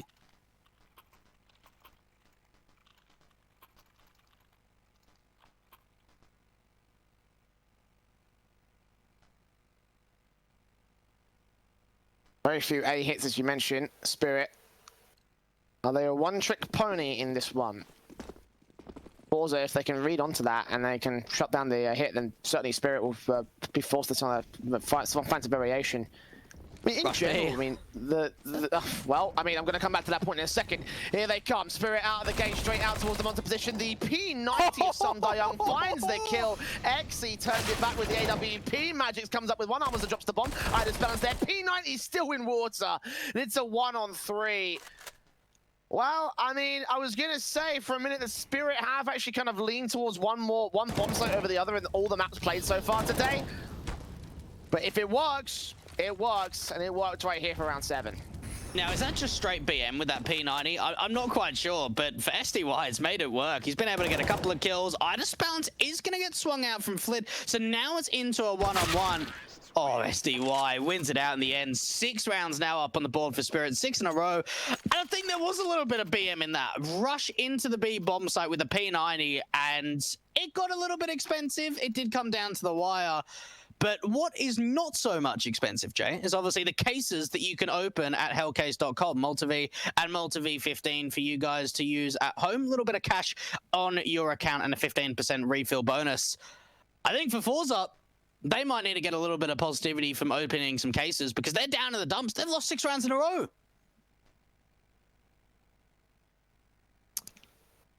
I mean, any positivity from any source, whether those be cases or Counter-Strike, like, they're just going to need it here for FORZE. They have been shut down. And think about this. They have gone B every single round so far. And still FORZE have only found the pistol, and that was it. All the rifles, all the conversions, all the anti-ecos have gone the way of Spirit. Even their own Force buy in the second round obviously came through with Spirit, so you know FORZE are just in a really rough spot right now, and they need a little bit of sunshine, I think, on this CT side. You know what I'd love, Jay? If they went B again. That's what I would really love. If they just keep hitting B. Now this time around it's a bit more of a standard default, spreading out over the map, taking that fountain control. And at some point, even if you do keep hitting B, you need to make sure that on the T side, you're not just leaving that area of the map completely undefended. Now, FORZE haven't done it yet, but they could potentially start to over-aggress around fountain. They're even pushing through Monster and Face Crack. I'm not sure if I like that play. I mean, they got to stack in towards the B site. I mean, they realize Spirit have gone B. Right, we've got upgraded pistols. Stack B. And if they've come to us, then we can probably win the round. This time, however, they have just pushed up 1 player. Still got 4 players all in all, making their way on towards the short control. Might look for information. Mir could catch off 1. He backs up enough to evade the line of vision from the CT side. Bomb will get picked up from Sundayung. Rotated back up towards the mid control. The default continues to play out for Spirit, and they can make their way onto A pretty much uncontested until Xe Power rotates. Yeah, these short players, you've got to think, are going to start to get antsy and start to over-aggress. Once they get that information through, they'll obviously be able to gamble stack up to that A bomb site, completely rotate through. In saying that, though, the T's have already taken this long control and now starting to attack bathrooms. So these rotations need to come in very, very quickly from FORZE. Jeremy wraparound, smokes down. P250 ready and waiting. Sundayung already found a pick in this round, maybe a bit more to be coming through. Are they going to save their Kevlar? They're rotating out of here. Like, did you see that smoke, Jay? I didn't know. Oh, it was like one of those weird bounces again for the second time tonight. But yeah, it looks like they just want to try and save another Kevlar. Now they can take down Chopper. They can even knife him. Knife. Nah, that sucks. Disappointing, yeah. We don't like to see that. We like to see the knives, don't we? I mean, he would have gotten traded back by Idis Balance before he even got to the man, so, you know, I guess in the grand scale of things, it does work out. Xe's not going to go for this ninja. There's no chance. Oh, no He's on kit, no site. smoke. Yeah. Does get Decent. some die young, so that's something. AK save. Oh, he gets magics as well. Okay, that's some decent exits. And again, for an eco round to get 3 players down to save an AK into the next round, that's not too bad. It won't be marred by the next buy. Spirit, of course, have a full-blown investment. As they get Braziled here, 7-1 over on the Spirit side. And the rebuy's got to come in to try and change the pace here. FORZE need to get something started. Yeah, look, they really do. And I just want to see more aggression from them over towards the A side of the map. Yeah, you can keep stacking up B, but the fact of the matter is they're not getting punished for just their slow defaults, or at least their slow play out to the B bomb side. And this is what I was talking about, trying to take this found control and at least just putting some pressure on the T side, because they're playing with so much freedom.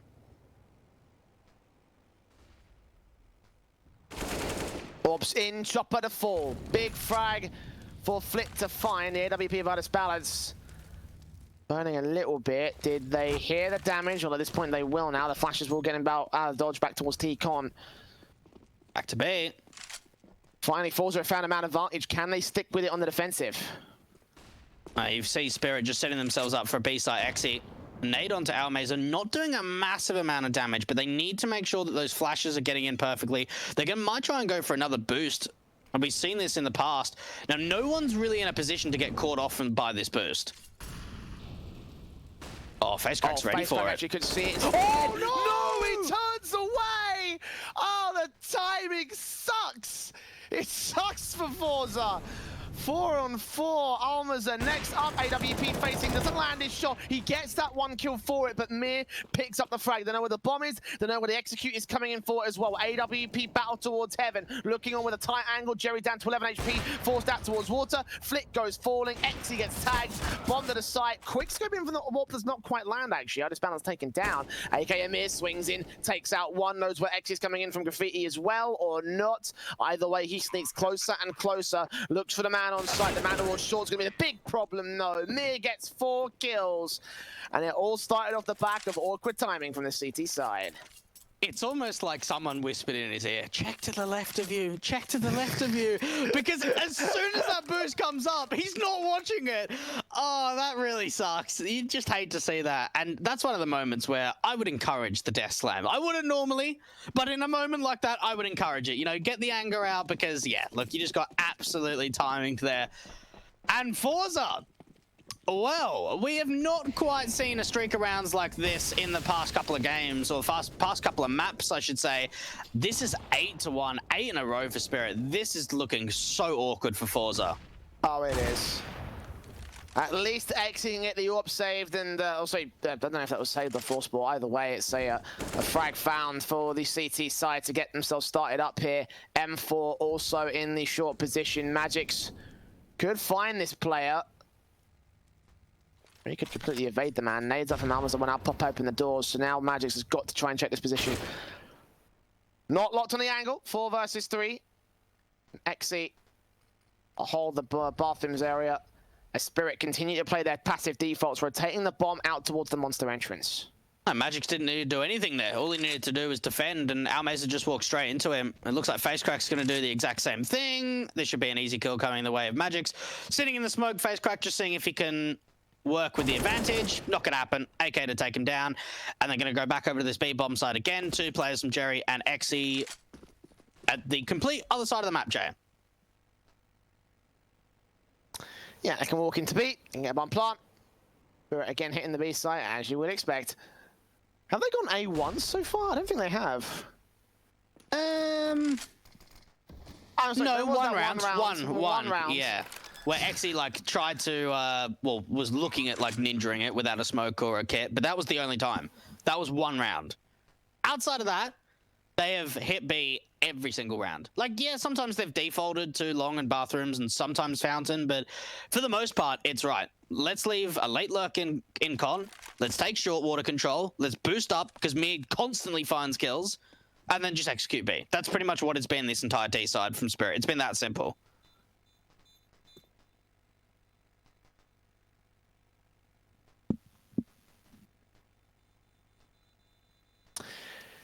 Nine for the T side. This is 9 rounds in a row. The only round they've lost for Spirit was the pistol. FORZE I don't even know what to say here. Like, I thought to myself, listen, Spirit, they're gonna have a bit of a tough time. You know, it's not a great map.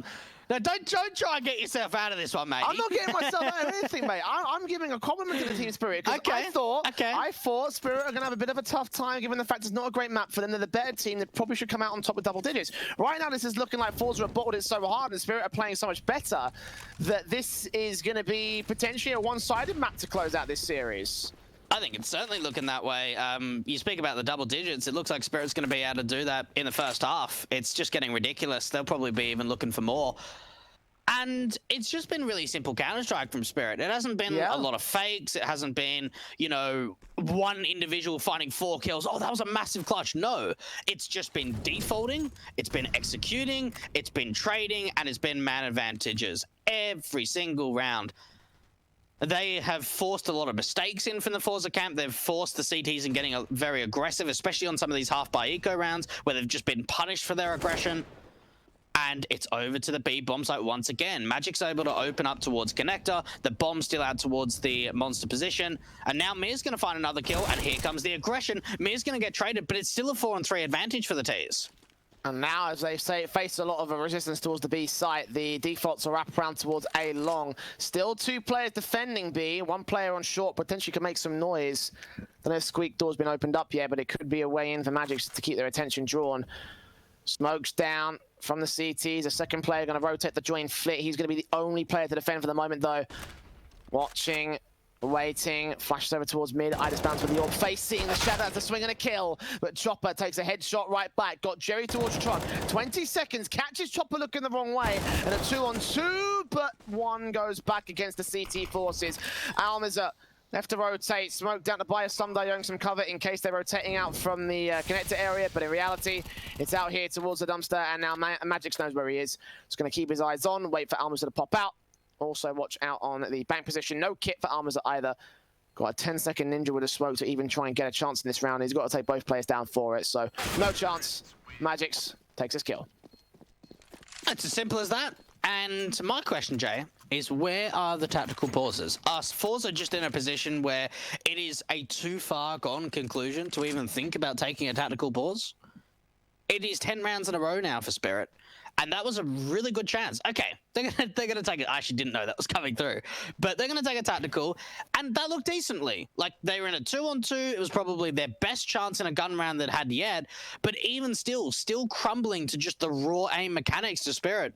Again, to that A bomb side, just a lot of wide swinging coming out for the T's. To highlight the main thing I was mentioning there about how Spirit are just taking easy control over on the defaults. Look at the frag counts for Magix and Mir. Yeah. 12 rounds in. 30 kills between them. Yeah. Like how do you frag back against that? That's like, what, an ace each per round so far? Like, something stupid like that. An ace, no, not quite per round, but like an ace each, like, for 6 rounds total? Something like that. Like, it's just something stupid. Like, the stat counts.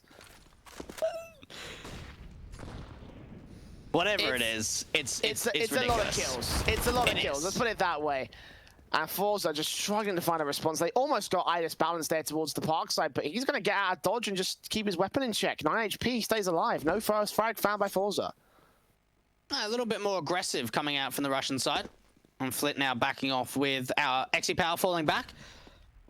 And they're just waiting. They don't even need to use any counter utility, Team Spirit. Now, for the most part, I would say a confident FORZE would probably hold that angle with a crossfire being set between Exi Power and Flit. But even without any utility, they decide to go a little bit more passive. Flit is alone out from long. If he gets wide swung, the timing can actually work out quite nicely. No one is really watching this angle. Going to get possibly information that they're rotating back to the B site, and for once, they've actually got a good setup for this FORZE.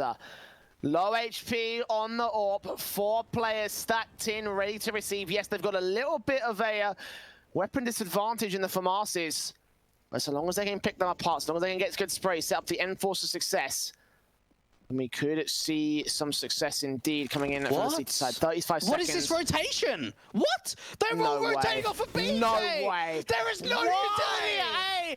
Oh, this is the biggest misread coming out from FORZE, and now they've got to try and get back to B. They're smoked off as well. The T's can gain access to the bomb plant position. Maybe the Orb could cut them off here from heaven. Maybe they could swing out from bridge close. Boost up. Could find no. Mir gets 2 kills. And if they just held on for an extra few seconds, they would have found a defense. 4-on-2. Exy and Flit. I don't know what called that rotation, but whatever it was, someone is going to get a bollocking after this. Whoever called that rotation, man, like, they've screwed over FORZE. That is an absolutely big loss to take. Okay, let's think about this logically, right?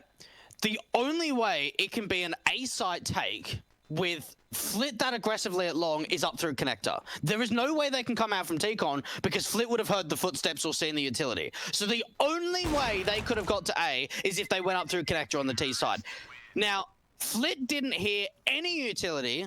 Yeah, he's probably too far to hear the footsteps. There was no smokes, there was no flashes, there was no nades at A. And somehow, FORZE had completely rotated off of B, off what makes absolutely no sense on a rotation. And Spirit walk into B pretty much undefended. They try and get back. It's panicking styles of play coming out from FORZE to get back into that B bomb side. A wall of smokes out for the T's. And then Mir straight away gets that 5-on-3, and that round's done from there. I can't believe that. I can't believe that. That is just unacceptable. That's what it is, Joe. Yeah. Took the words right out of my mouth. Took the round right out of FORZE's hands. 11-1. 11-1. On CT side as well. Spirit. Face up. Magix gets armors up. Now facing in towards the B site. Nades up. Will do damage to Magix. Potentially could find a trade, but 5-on-4 still for the T's. Flit's thinking about getting very aggressive, but Chopper's ready for it. As soon as Flit starts to try and backstab in for this T side, he's going to get punished because they're at least keeping an eye out for it. Spirit have been able to find the opening man advantage. Little bit of utility damage done to a Jerry down to 66 points of health, and it's setting themselves up for yet another B site execution for Spirit.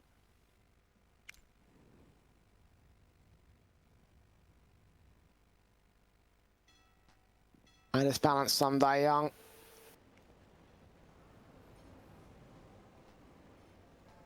Enter outside of this monster position. Orb in. Flash gets everybody blind. Face crack does fall. Exy and Jerry get 2 frags back. AWP close, but Jerry and Exy fall in the end. They find the right angles at the right time. 1 versus 3. And again, Spirit just decimating this FORZE side. M4 left towards Monster. Orb watching this backline position. And there will be 12 for Spirit. There's no retake on for this one player. Oh, FORZE. Oh, FORZE. What has happened to you? Don't know. Just the victors, Jay, of week 6 of the Malta Vibes to take home, what, 30k in a boot camp in Malta, are now just being absolutely decimated in the last map of a quarter-final. What a difference. What a difference we are seeing to go from, what, week 1 placing 5th to 8th, week 2 3rd to 4th, week 6 first, didn't play in week 7, and they come into week 8, and this is the scoreline in the quarterfinal for the last map of the series. It's just, I can't fathom that this is what is happening.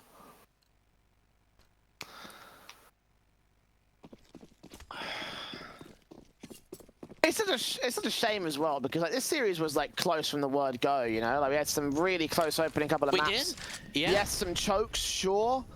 I mean, I guess we can kind of hope that this, you know, first little bit is the choke of the series, is the choke of the map up, I should say, and then, you know, we're going to have some close back and forth affairs in the second half, with maybe a comeback from FORZE. But the way they've been playing so far, with the number of mistakes, I don't know, man. Like something's it's just really fallen off here for Forza. This is just not looking good. Found the first pick for Chopper. Icebound's gonna get Exy. 5-on-3 towards the mid control. Easy pickings for the T side.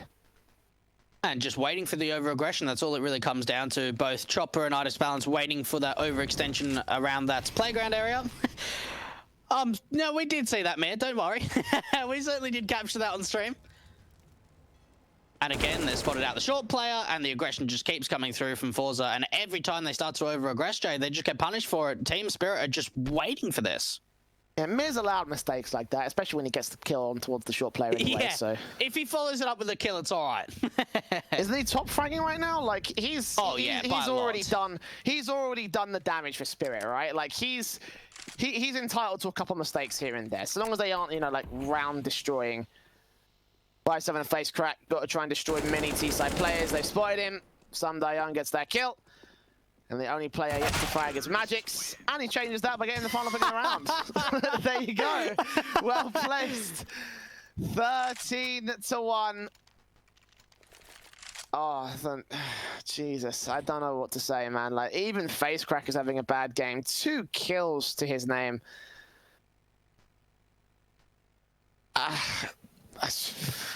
This is surely must be 14-1, right? Like, surely this must be a simple half of Spirit. You'd think so. I mean, Almaze has died every single round. FaceCrack has died every single round except one. There's been a lot of deaths and not a lot of kills for Forza. A boost up for the NWP, trying something a little bit different on this CT side. And even with the stack over towards the B bomb site, they've brought it out time and time again, but just always come up trumps. Now, Jerry's taken the short control, and he does have a teammate to back him up, but Team Spirit, they're quite happy for them to take this control. They're being very passive with this connector control, and just 2 lurkers outside from Monster.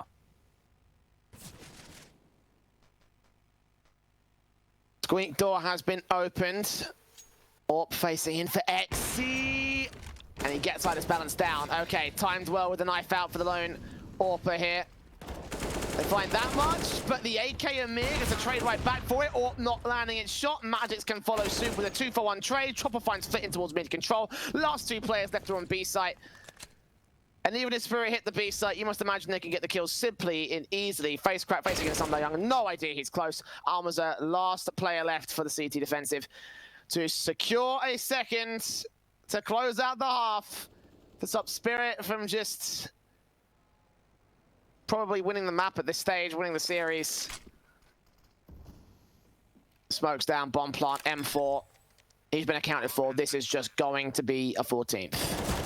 And you know what? I want to give so much credit to Chopper. Like, you know, in this series, we've spoken about SDY, we've spoken about Itis Balance, we've spoken about Mir, you know, a little bit about Magix on this Spirit side.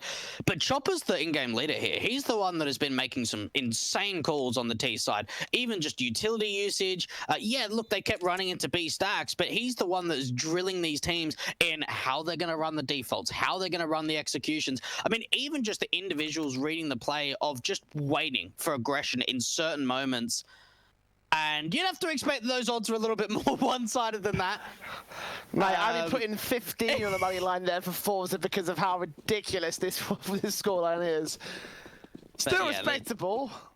Yeah, look, it's out of hand though. Like this map is absolutely done.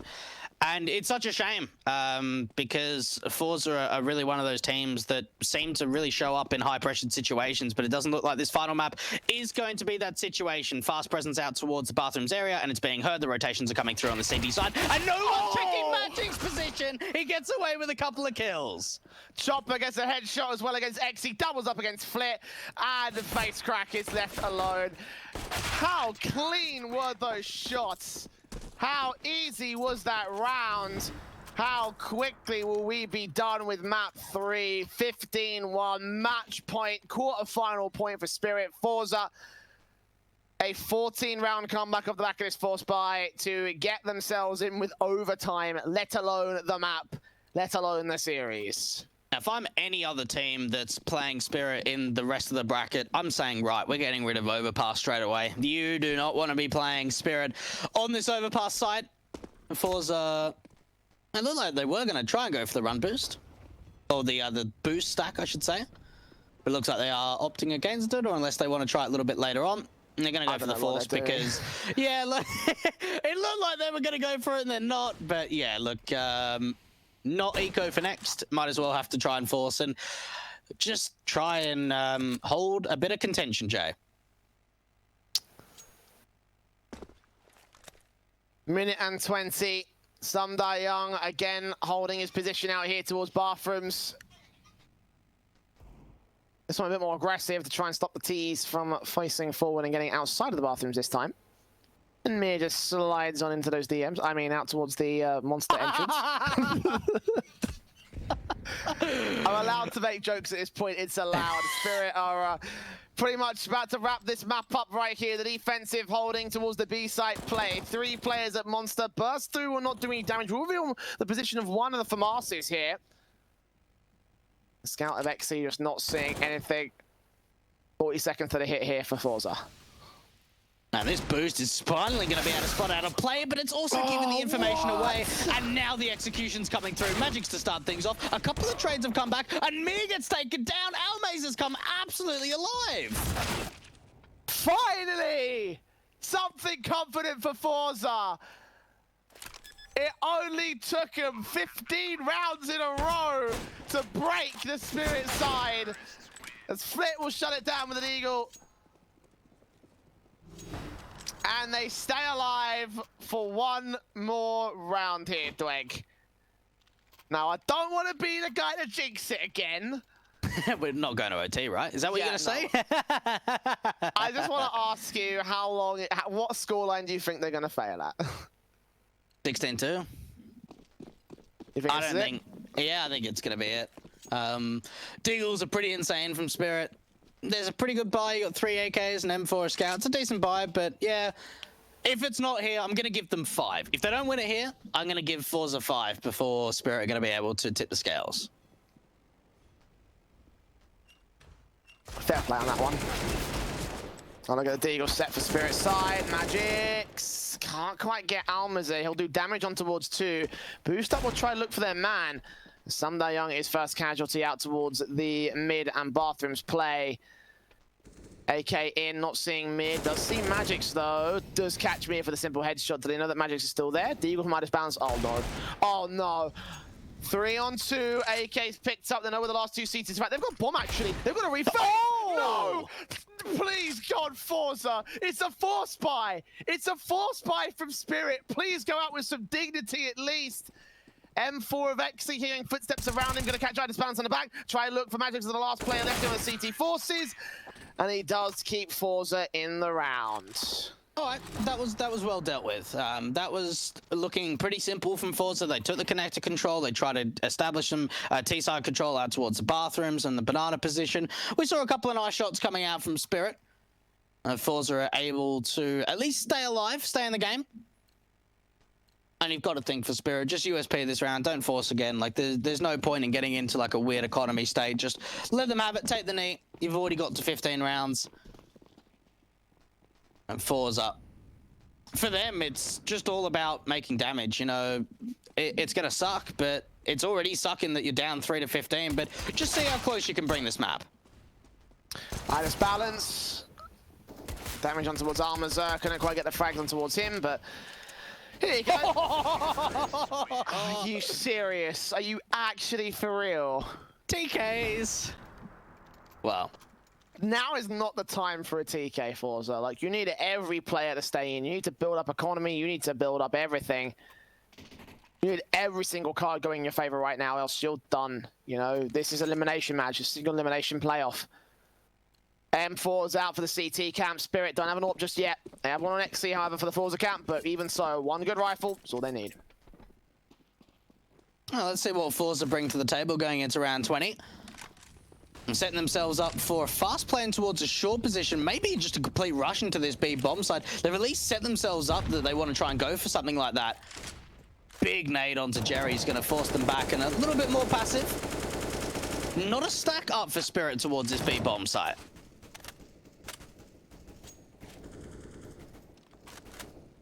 Nice bounce on 19 points of health. Is this going to be enough for Mir to find the man? Yes, it will. Nice and easy for the kill. We've done that so many times in the past as well. Sunday Youngest Elmer's the next out towards the mid control. 5-on-3 situation.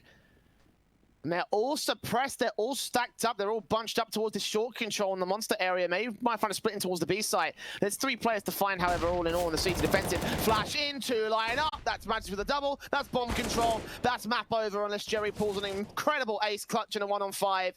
Gets the first man, here's CT's coming in, sees Heaven, sees Ramp, takes Ramp, does not take Monster, 16-4. Spirit